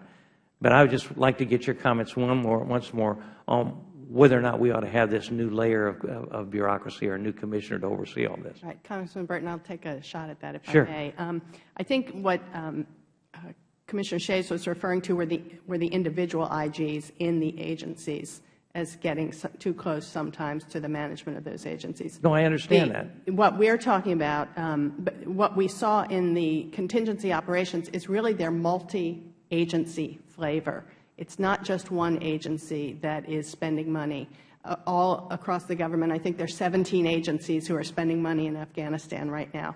So what we are looking for in the Special Inspector General is not another layer as much as an individual who has the authority to look across the different agencies. So we would replace the Special Inspector General for Iraq. We would replace the Special Inspector General for Afghanistan. Those offices have done some good work that the individual agencies were not able to do because they didn't have the authority. So it really is meant to be sort of an efficient way to look at the money that the U.S. government as a whole is spending in these contingencies.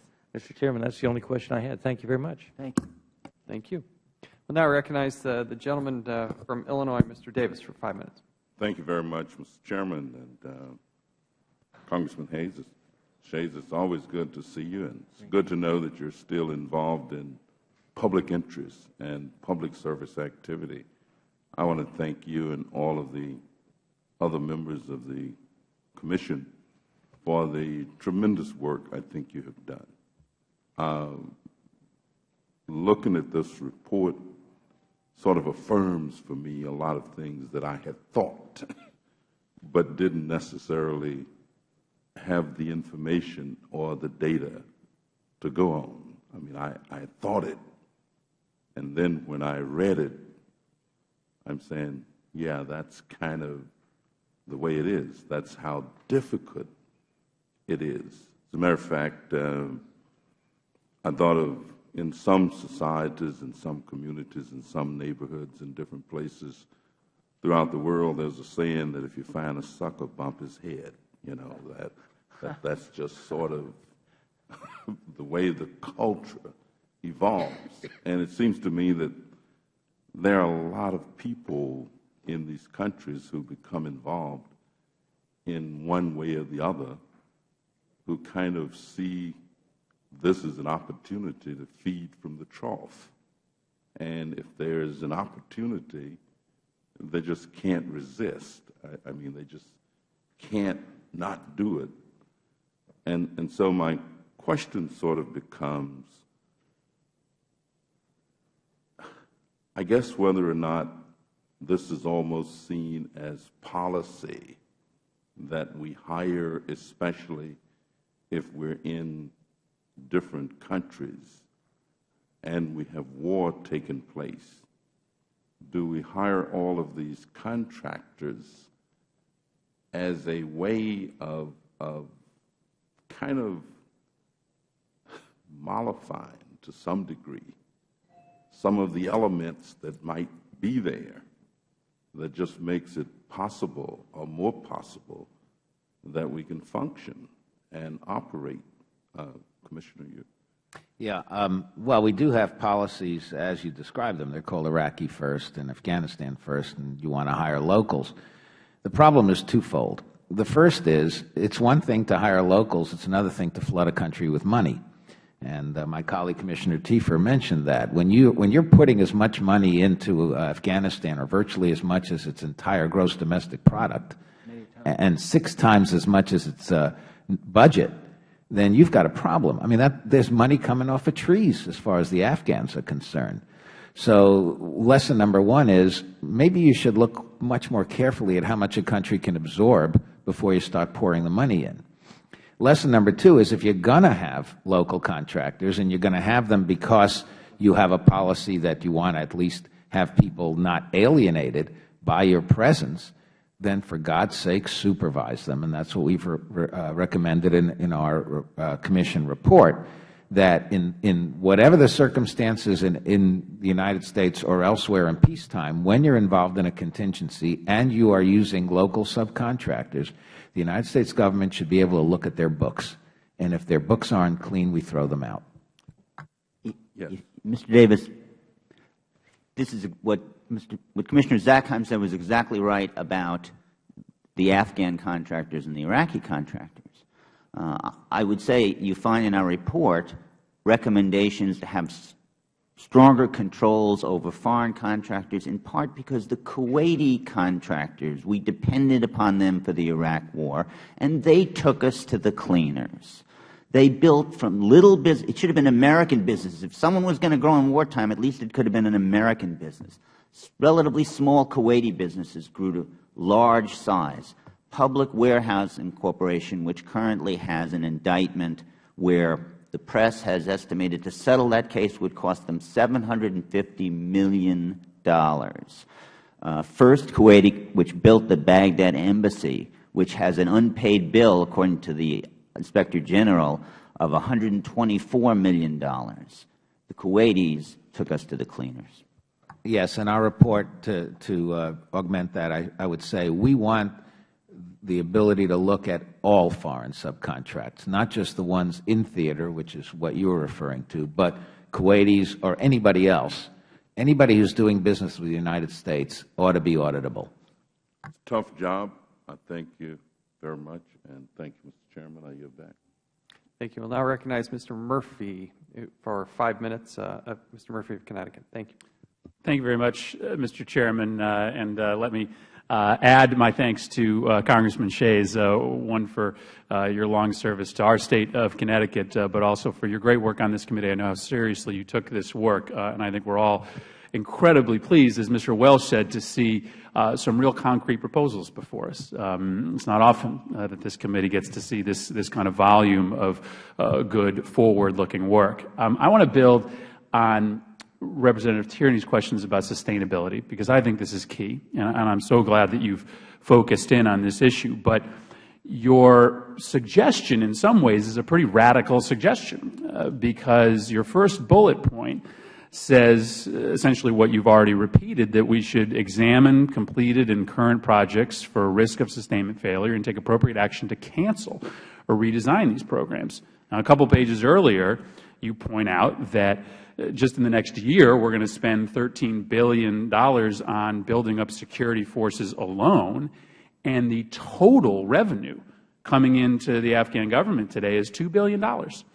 Not enough to even cover 1/6 of the expense of the security investment alone. And though I think there's a lot of hope for some long-term new revenue sources related to mineral production, that's a real long-term pie-in-the-sky prognosis. So I guess my question is, what are you really recommending here? Because a suggestion that you cut off all programs that can't sustain themselves is perhaps a recommendation to stop funding the buildup of the Afghan national security forces. It's a prescription to essentially end support for a lot of the main core missions that we've been doing here. You note that the other side of this is to just admit that the American taxpayer is on the hook for a lot longer than we are, and that's the other side of this, is that maybe we just have to have a clear understanding that we're going to be into paying for the security forces much longer than the American public may understand. But I guess I'm trying to get my hands wrapped around how radical a recommendation is the idea that we should end projects that aren't sustainable. Well, why don't I start? I think your analysis is spot on, sir. There's no question but that a lot of these projects, you talked about the security forces in particular, cannot be sustained absent continued American investment.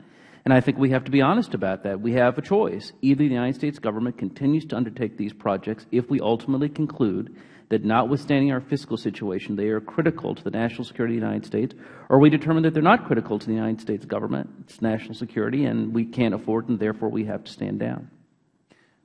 General Caldwell has already said that he's planning to ratchet back the cost of training the Afghan forces. That tells me that, when the government wants to respond, it can respond. Now, as Commissioner Ervin says, it's still going to cost us money. We might as well be honest about it.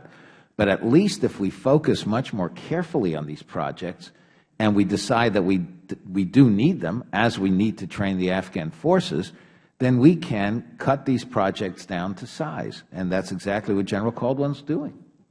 I want to add my voice. It is a tremendously insightful question. And I think really what we're saying is, obviously, we can't just eliminate everything that we think they can't sustain, but we have to reduce the amount or the size of projects to fit our capability to sustain them in the future. Let me just drill down in my remaining time to one specific issue you raised, which is with the SERP funds.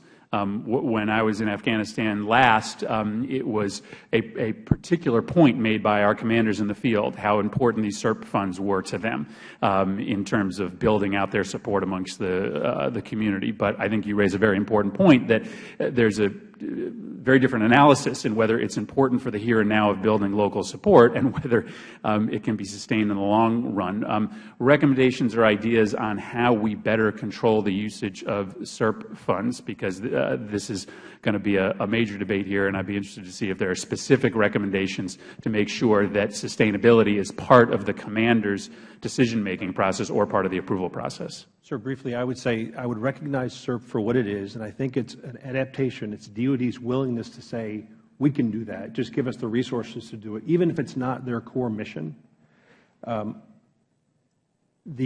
When SERP was originally brought about, it was on the order of $150, $180 million with seized Iraqi assets. No one thought that it would grow to be a $2 billion program where we're buying a generator complex in Kandahar for $240 million.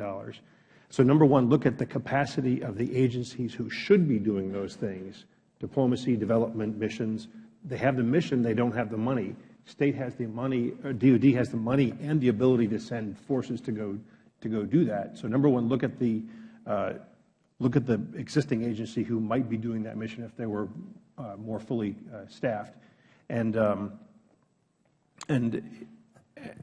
don't let things like SERP get out of control. No one thought that it would be used to be basically a de facto development program, a long way from $100 for a door, $300 for a new well, to let's build a $250 million power plant in Kandahar. And if I might add to that, we spent a lot of time during one of our hearings pursuing just this question. And we asked the question of the different agencies, have you all come together to talk about, the military timeline is today. Yep. The development timeline that they're trying to work on is much longer. The projects are totally out of sync. And we got no answer back from the agencies. Are you all working together to bring the knowledge to the resources, as Mr. Henke just said, that we need to get done the mission? But SERP is clearly something that we found was one of those missions where you just throw more money at it and it will be fixed, when that is clearly not the case. Thank you very much, Mr. Chairman. Thank you. Now I recognize the gentlewoman from New York, Ms. Maloney, for 5 minutes. Well, thank you very much, and I want to thank all of the members of the panel who served on the Commission on Wartime Contracting, and especially my good friend and former colleague, Christopher Shays. Just yesterday, the bill we worked on went into effect for the Victims' Compensation Fund for the 9/11 workers. I appreciate your tremendous leadership. Thank you for your service in so many areas. And I compliment you on this report, and you make a number of recommendations which I think are important. So many reports come back to us and then they never say what you should do, but you are clear in your recommendations to increase competition. And in your written testimony, you decry the fact that even after 8 years in Iraq, there are still multi-billion-dollar contracts that have never been effectively recompeted. And you state that you believe there is $30 to $60 billion lost in contract waste, fraud, and abuse. So it seems like some of these contractors are being treated like they're too big to fail. Well, in the Financial Services Committee, in which Chris and I both served, we passed legislation to end too big to fail. We can't afford it in this country. We cannot afford bailouts. And in your report, it almost sounds like a bailout or a gift to give a sole source huge contract for items that are easy to produce and get to the troops, such as food, fuel, logistical support. This isn't high-tech, high difficult things. These are things that I think many of my constituents in New York, and probably yours, Christopher, former ones in Connecticut, would like the opportunity to bid on the opportunity to provide these services. So my question is, you have some recommendations. Mr. Chairman, let's start implementing. Let's rebid some of these contracts and see if we can lower the cost for the American taxpayer. In the City of New York, we found in our studies that there were sole source contracts.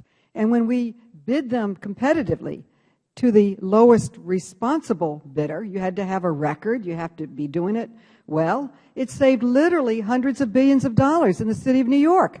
So I think that in the Federal Government, where it says that you are spending $200 billion in contracts alone in logistics, that we could save a lot of money.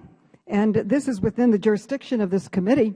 And my question to you, Mr. Shays, is there any understanding of how much this would save in taxpayers' money if we were able to competitively bid them, and bid them now, and when they expire for food, for fuel? How difficult is it? I mean, we have people moving food and fuel all over the country. Why not let the taxpayers, other taxpayers, have a chance to bid and see if they can provide it at a lower price, probably more efficiently and effectively? And I agree with your report that it's ridiculous to give these sole source contracts. Once you get it, you have it for life. That's not the American way. And particularly in Afghanistan and Iraq, we should be watching every dollar. I agree with Commissioner Teifer, who said these contracts should be going to American companies. They should be providing these services and growing American jobs. But let's put some competition in the system. So my question, Commissioner Shays, have you done any studies on what would happen if we competitively bid, say, the delivery of fuel? It would probably bring down the cost by billions. Being the wise man that I am, I'm going to ask the expert on this issue to respond to the question, Mr. Teifer, who will, I think, give you a good answer. Thank you. And Ms. Maloney, better be a good answer. Well, I'll start by saying there's a great bipartisan tradition about competition on this committee. This is the committee that wrote the Competition and Contracting Act itself, which is still the lodestar, the central principle for competition. But they didn't use it in Iraq and Afghanistan. No, they found exceptions and they've gotten around it.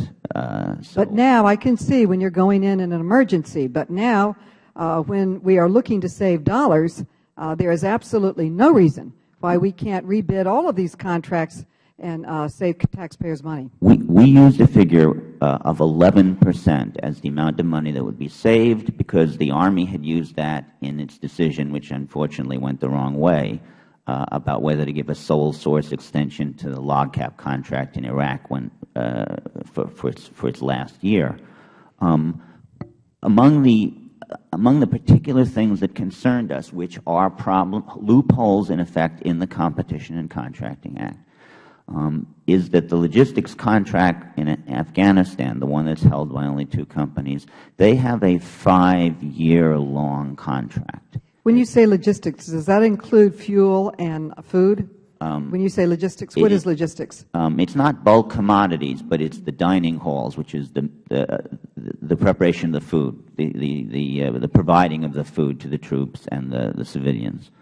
So that is just providing the food. What about importing the food or buying the food? Is that part of it? That is separate. There have been scandals in the supplying of the bulk food. That's where the $750 million indictment of public warehousing was. There have been scandals in providing the fuel. That's the Kyrgyzstan scandal about how we made payoffs to the family of the corrupt ruler. But the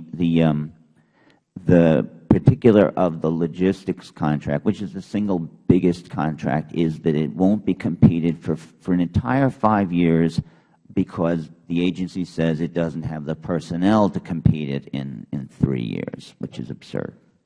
Well, I agree it's absurd. And if they don't have the personnel to compete it, then I think this committee could direct that personnel be shifted over there so that we could compete it. But are there other contracts that we could compete and see if there's savings? It's ridiculous to give a sole source in this situation.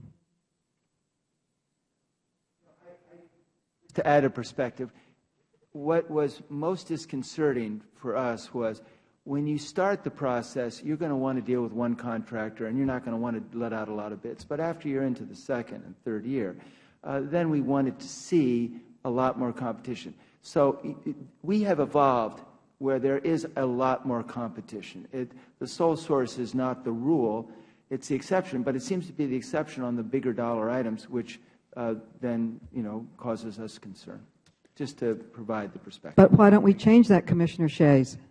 We can change that. This Commission could direct to competitively bid the larger contracts. I believe you would save money by the billions. I really do believe that.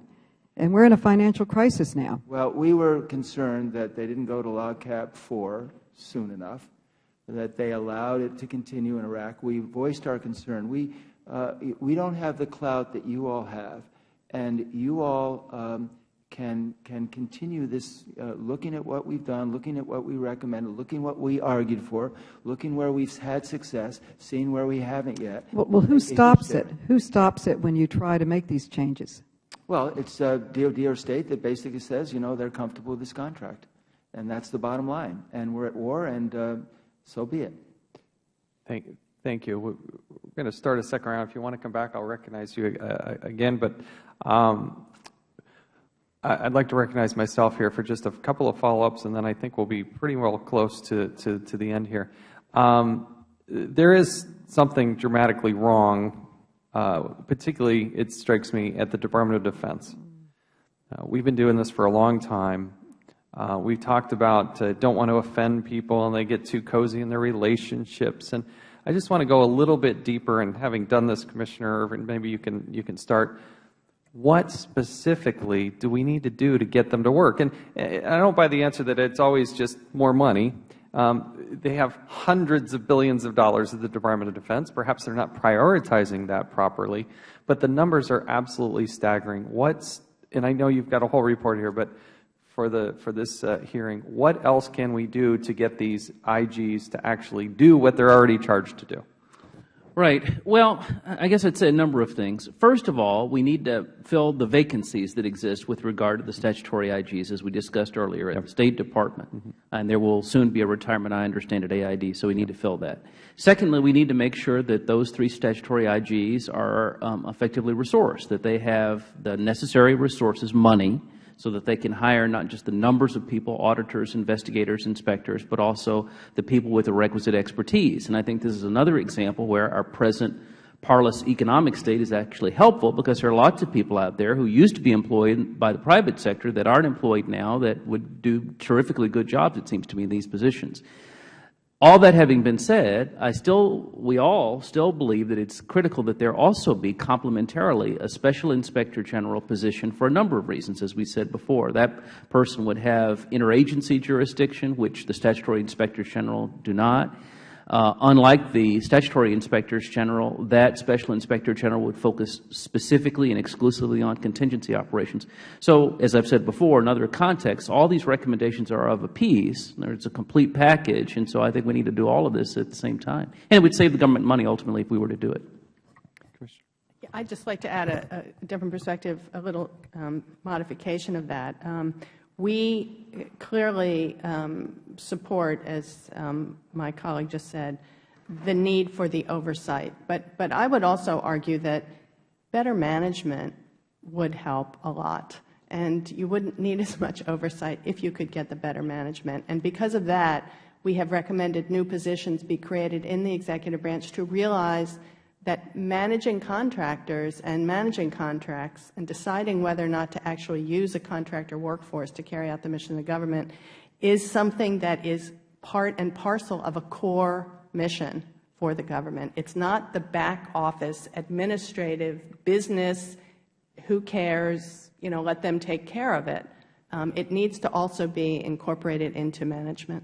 Well, the Obama administration is about to see a major surge in contractors there in Iraq, with 17,000 contractors, 5,500 private security contractors as the military goes away. Are we just playing a little bit of a shell game here? And are they prepared to deal with what is going to happen in less than 90 days from now? Our recommendations were that they needed to pay more attention to getting those contractors in place and then overseeing their operations. We've been following this closely, obviously, for some time, and I think it's fair to say that we're very, very worried. And as you heard earlier, we think that there needs to be oversight. They can't. Well, what are those worries? When you're worried about the worries are very simple. I mean, what's going to happen? I can give you the worst case. The worst case is you have another Nizar Square thing, which is to say, as what has happened in Iraq, some contractors go after somebody they think is shooting at them. There's a mob scene. The contractors are killed. Everything spins out of control. I mean, it's a nightmare. And when you have 17,000 of them, as you say, you are asking for trouble. And without oversight, they can't hire these people. They can't train them. You've heard that. They can't train them. So if you're a contractor in Iraq, you're one of these 5,500, who is your commander-in-chief? Who do they report to? Well, in theory, they're reporting to the embassy. But, you know, the deputy chief of mission and the ambassador is not going to be managing operations of security contractors. You've got to have people accompanying them, government civilians, who will keep an eye on them and ensure that nothing untoward happens. And without that, we are simply asking for trouble. It's going to happen. I think Commissioner Shays said earlier, when everybody takes blame, nobody is responsible. I think, did I get that quote right?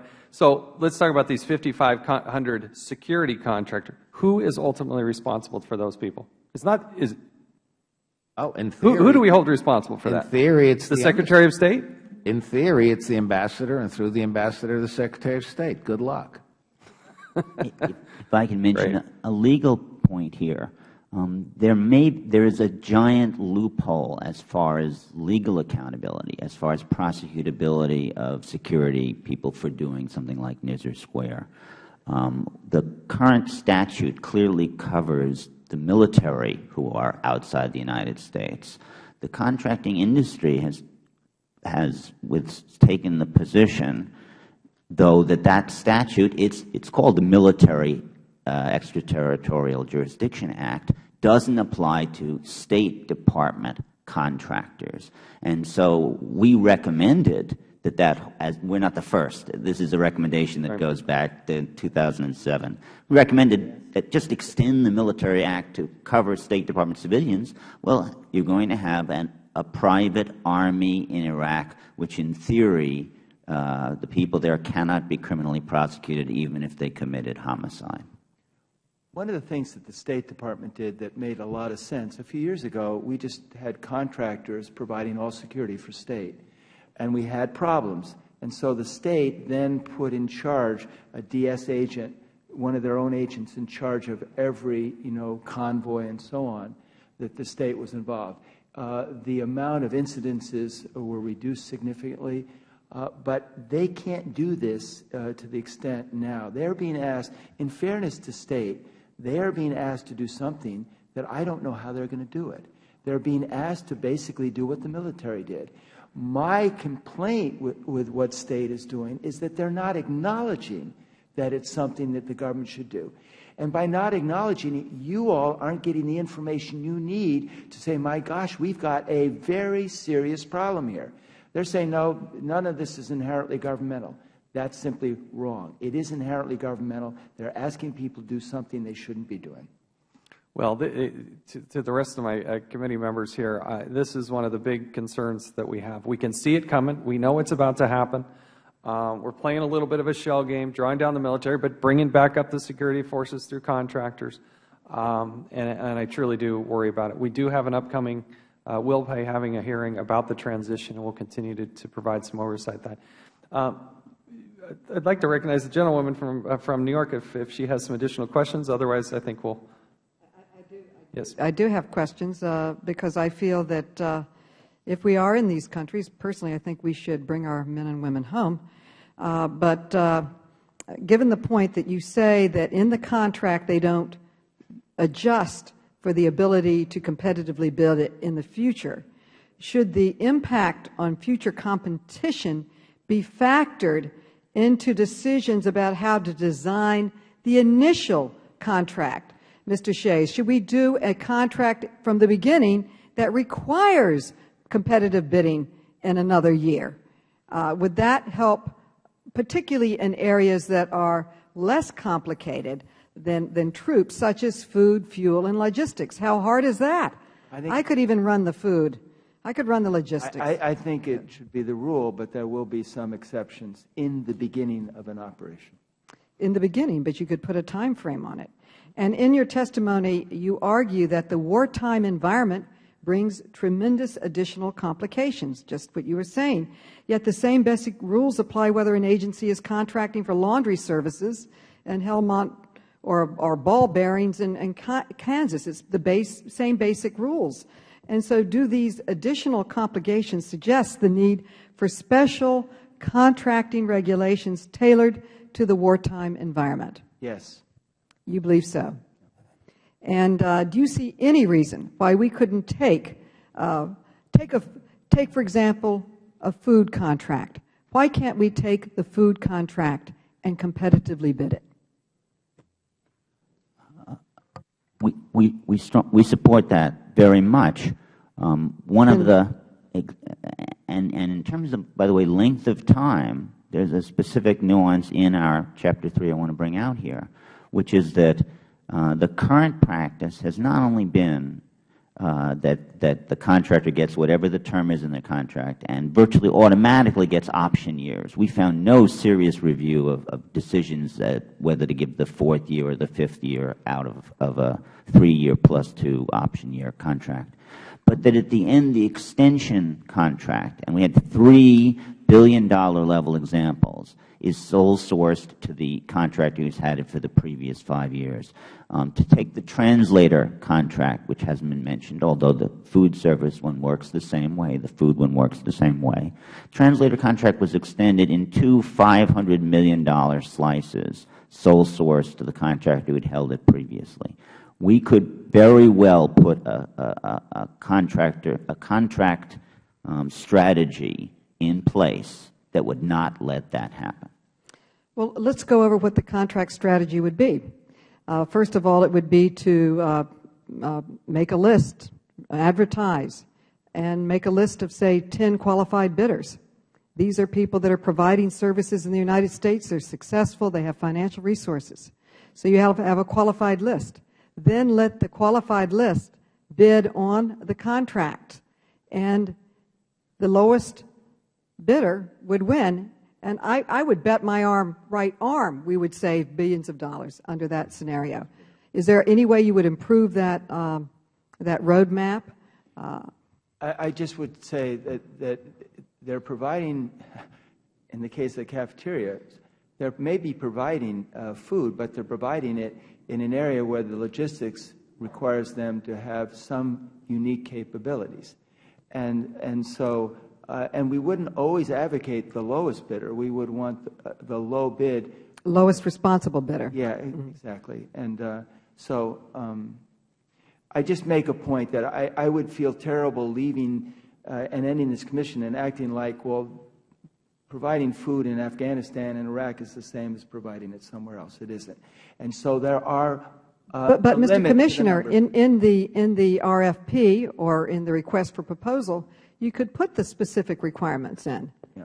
Do you believe that other American companies aren't capable of providing translation, logistics, fuel? Congressman Maloney, you and I do not have a basic disagreement. I just wanted to qualify your comments to make sure we realize that there are some unique parts to this. Otherwise, I think the Commission would look foolish in making an assumption like it's just like doing it in New York City or somewhere else. But I think we should do, because I like to do things and not just talk.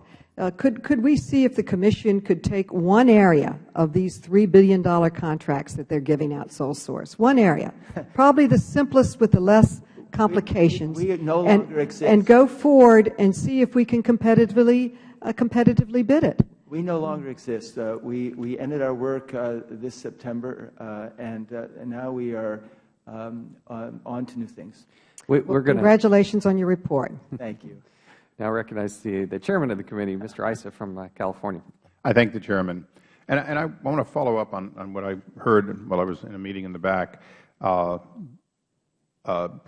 Professor Tiefer, the Commissioner, CEJA, obviously there's bipartisan support for reform, but isn't there a bigger problem that when Americans, or in some cases non-Americans, but under the American umbrella, operate overseas, we don't have a uniform standard today, period. Our military men and women have one standard. Our State Department covered employees have another. Our contractors have yet another, and we could go into a couple other derivatives. In any reform we do, not just closing the loophole, not just assuring that a contractor who violates law overseas can be held accountable in the U.S., but shouldn't we also try to have a uniform presentation of what an American or agent of America would expect in a foreign nation while doing the bidding of the American people?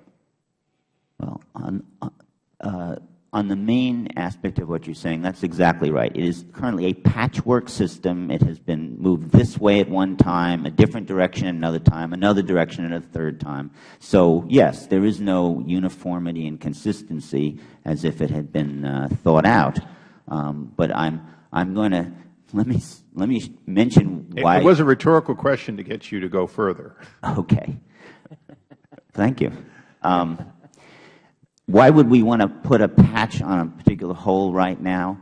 Because right now there is no immunity from Iraqi justice for the security personnel that we have in Iraq. Now, while we had military people doing that, the Iraqi had this attitude as elsewhere. Well, they'll be controlled, they'll be prosecuted, they're under American law. They can even be court-martialed under American law. That's fine with us. Heck, they could be court-martialed for not paying their just debts. We have a pretty strong UCMJ. If given a choice, I'd much rather be in civil court than in court-martial. But what's going to happen if there are incidents involving these civilian security contractors for the State Department is that we're going to have this choice. We can either let Iraqi justice proceed, and my sympathy is for the contractors faced in that situation, or we can hustle them out of the country before the Iraqis can get to them, which will not aid in our relations with the Iraqis.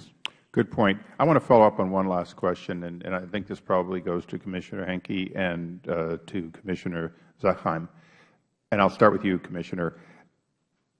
You made the point of seconding those people from DOD to State if that allows us to have this inherently governmental job be done by trained, experienced, prepared government people who understand rules of engagement and can make such adjustments. If you could elaborate a little bit on, let's assume for a moment that that's a model not just in one country where we've agreed to remove our uniform armed forces, but taken to all other hotspots in which the State Department today is using alternatives to, if you will, their own forces. How could we do that in a way that protected that status of forces, if you will, that normally the uniformed military has when they're seconded to the State Department? Well, as you just heard from my colleague, Commissioner Tiefer, it's just much too complicated when you're dealing with civilians. I mean, our whole approach to civilians is so outdated. Now I'm speaking personally. I know the Commission's over, but we've been speaking as a Commission. I'm just speaking as once a Commission, always a Commission. Well, you just can't make recommendations the way you could before. We are still living with the 1883 Civil Service Act, with Chester Alan Arthur's Act. It's crazy. And one of the problems we face is that we simply have not updated the role of civilians in the 21st century.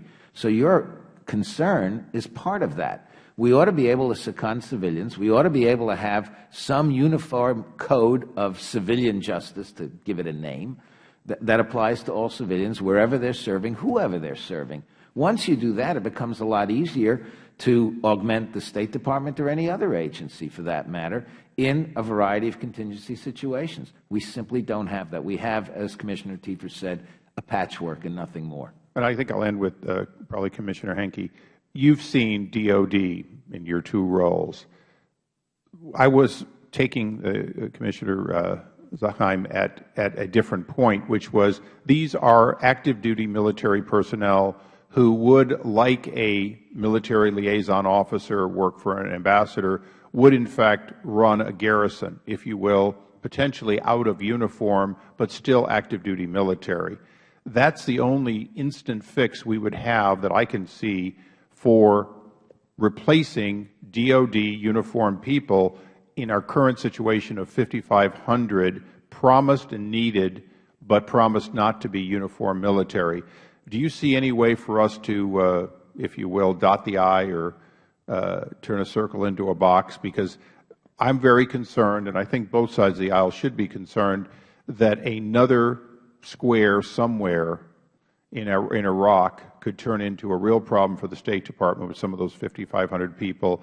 And then the question is, are these military or at least Federal employees who have the full faith and it's somebody in the chain of command's mistake, or is it, quote, you hired a bad contractor and now we have to deal with it? And it goes beyond the question of who tries them. It's a question of we're going to be responsible for those people, even if they're contractors. How are we going to ensure that all the way through the Secretary of State and the President, there's some accountability for an Army that is larger than most units I served in the Army myself? Right. Mr. Chairman, I think there has to be a way to figure out along the continuum of embassies that State has. There are some that are low threat, low risk, some that are medium, some that evolve into a high risk. And as long as the management controls are in place for contracted security, and they're vetted contractors, and they're trained and certified contractors, there's this idea out there about a third-party certification, like an ISO 9000 certification for private security. That makes a lot of sense. Another idea is don't require in law the State Department to choose that they must choose low price, low bid, technically acceptable contracts for security. Give them the ability to say, I want to do best value security in that high risk circumstance. When it gets beyond high risk and it gets into combat, that's the province of the military, and State and DOD have to be able to figure out, without subordinating State to DOD and making it an arm of DOD. Nobody wants that. But there needs to be a way to operate as separate agencies, but recognize the gate guards at the Kabul embassy who were attacked on September 13th. You know, OMB issues this policy guidance on September 12th that says, look, security in combat is inherently governmental. Here's a list of other ideas. The day after, the Kabul embassy was under attack for 4, 5, 6 hours, and several people were killed. If that's not combat, I don't know what is. And I would State and DOD have to be able to figure out a way to operate more seamlessly for us to have an effective foreign policy apparatus. Any other guidance you could give us on something we may legislate from any of the commissioners? I would just add something on this question that is beyond what we looked at while we were operating, but there are an awful lot of other trained security forces throughout the civilian side of the U.S. government. And one of the things that we saw in looking at Iraq and Afghanistan is that really the rest of the civilian government was not participating in a way that, that we thought was useful for what is a common U.S. policy. Thank you. Thank you, Mr. Chairman. Will the gentleman yield? In line with the gentleman's question, and I think the Commissioner, you raised a lot of good points. Combat is very, very different, and I'm not questioning the standards, but what happens when we have a multi-million-dollar contractor that is an exclusive provider of an essential service that is needed, and say there's some serious abuses that were alleged against some of the providers, that they were very, very serious abuses, and we've had hearings on them, specifically Blackwater. But what happens when the contract is led appropriately? It's professional people, but there's some serious abuses. Then who is accountable in that? You know, it's a type of situation. Is contractually yeah. accountable? Say you have a contractor providing an essential service, and then there are serious abuses that become almost international outcries, and who is responsible then? The contractor, or how do you handle it? You know, in certain cases, and they said we're private contractors, and they just completely, no one was accountable. Yep. Well, so I just wonder what your answer is. In the example of the Kabul embassy, where we had the guards who were drinking and partying and cavorting off duty, the contractor was responsible. The government overseers were responsible. But, you know, ultimately, they besmirched the reputation of the United States. And that's why, to me, that's the very definition of high risk, and where we don't want to have our foreign policy outcomes at risk because of the way a low-bid contractor performs in a combat zone. Thank you. Thank you, Mr. Chairman. Thank you. I want to, again, on behalf of the Committee of the United States Congress, thank you for your great work. An awful lot of time and effort and talent is going into this, and we do appreciate it. I'd like to give you an opportunity to have any other final comments that you'd like to share with us. Thank you, Mr. Chairman. I would love to jump in just for a second and say, first, the Congress and the general public wanted the military to be the tip of the spear. So we've put all our resources to say, you know, you fight the fight. And that's, I think, makes sense. It does mean that you can't go to war without contractors. So this commission is not besmirching the fact that we have to depend on contractors. That was by design. What is of concern is that the QDR, the Quadrennial Review of the Military, hardly makes mention of the fact that we depend on contractors. We need to integrate them in a way that's effective. We are saying that we think we're over-dependent on contractors. That's another issue. But we clearly understand that we have them and we need them. My colleague, Ms. Shahnazi, made this reference to the fact of concern about the number of civilians. And the fact is, we have a huge number of military, a huge number of contractors, and I was really stunned by the low level of civilians, government employees who are actually in theater. There's such a difference. And then I became even more stunned by, and stunned is the word, we have to entice civilians, civil servants, I mean, to go there by doubling their salary, giving them hardship pay, overseas pay, overtime. And it is amazing the number of employees who make twice plus what they made here. And that's an issue I think we didn't really fully address. But what do we do to get more civil servants taking a role in that area? And then if I could add, and if I could get the attention of Mr. Issa, I would love it. Mr. Chairman, I just want to say to you in closing, yes, Mr. Commissioner. I want to thank you for your opening words, how gracious they were. I want to thank you for your concern about this very issue, that you have worked with others on both sides of the aisle to get at waste, fraud, and abuse on a bipartisan way. I appreciate, and the Commission appreciates, the work that you've done. And we also want to thank Mr. Tierney, years ago, reaching out to the Republican side to establish this Commission, which then leads me to my final comments that I will make as a Commissioner. Michael Thibeault, my co-chairman, did a terrific job. He encountered a huge, serious illness in his family that caused him to pay great attention to that. He lost family members. He's missed both hearings because of being with family at a time of some great grievance. And so he didn't have the opportunity to present at the Senate or here. I just want to be on record as saying how much we valued his work. And then to say that I have never had such an easy job being a co-chairman, because I worked with such extraordinary people.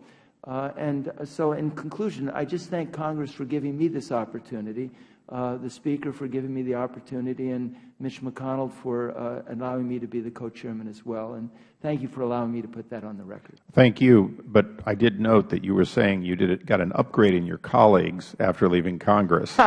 You know, I found myself going there, and I thought I'd better back off. But, Mr. Chairman, I should also say we do have one criticism of this committee. We had a very fine counsel named Rich Butel who was working, and the next thing we knew, he decided to raise the status of his position and work for this committee. But we missed him. Well, you know, we don't pay a lot, but we offer long-term employment, something your commission couldn't. Thank you. Thank you again all. We appreciate it. The committee stands adjourned.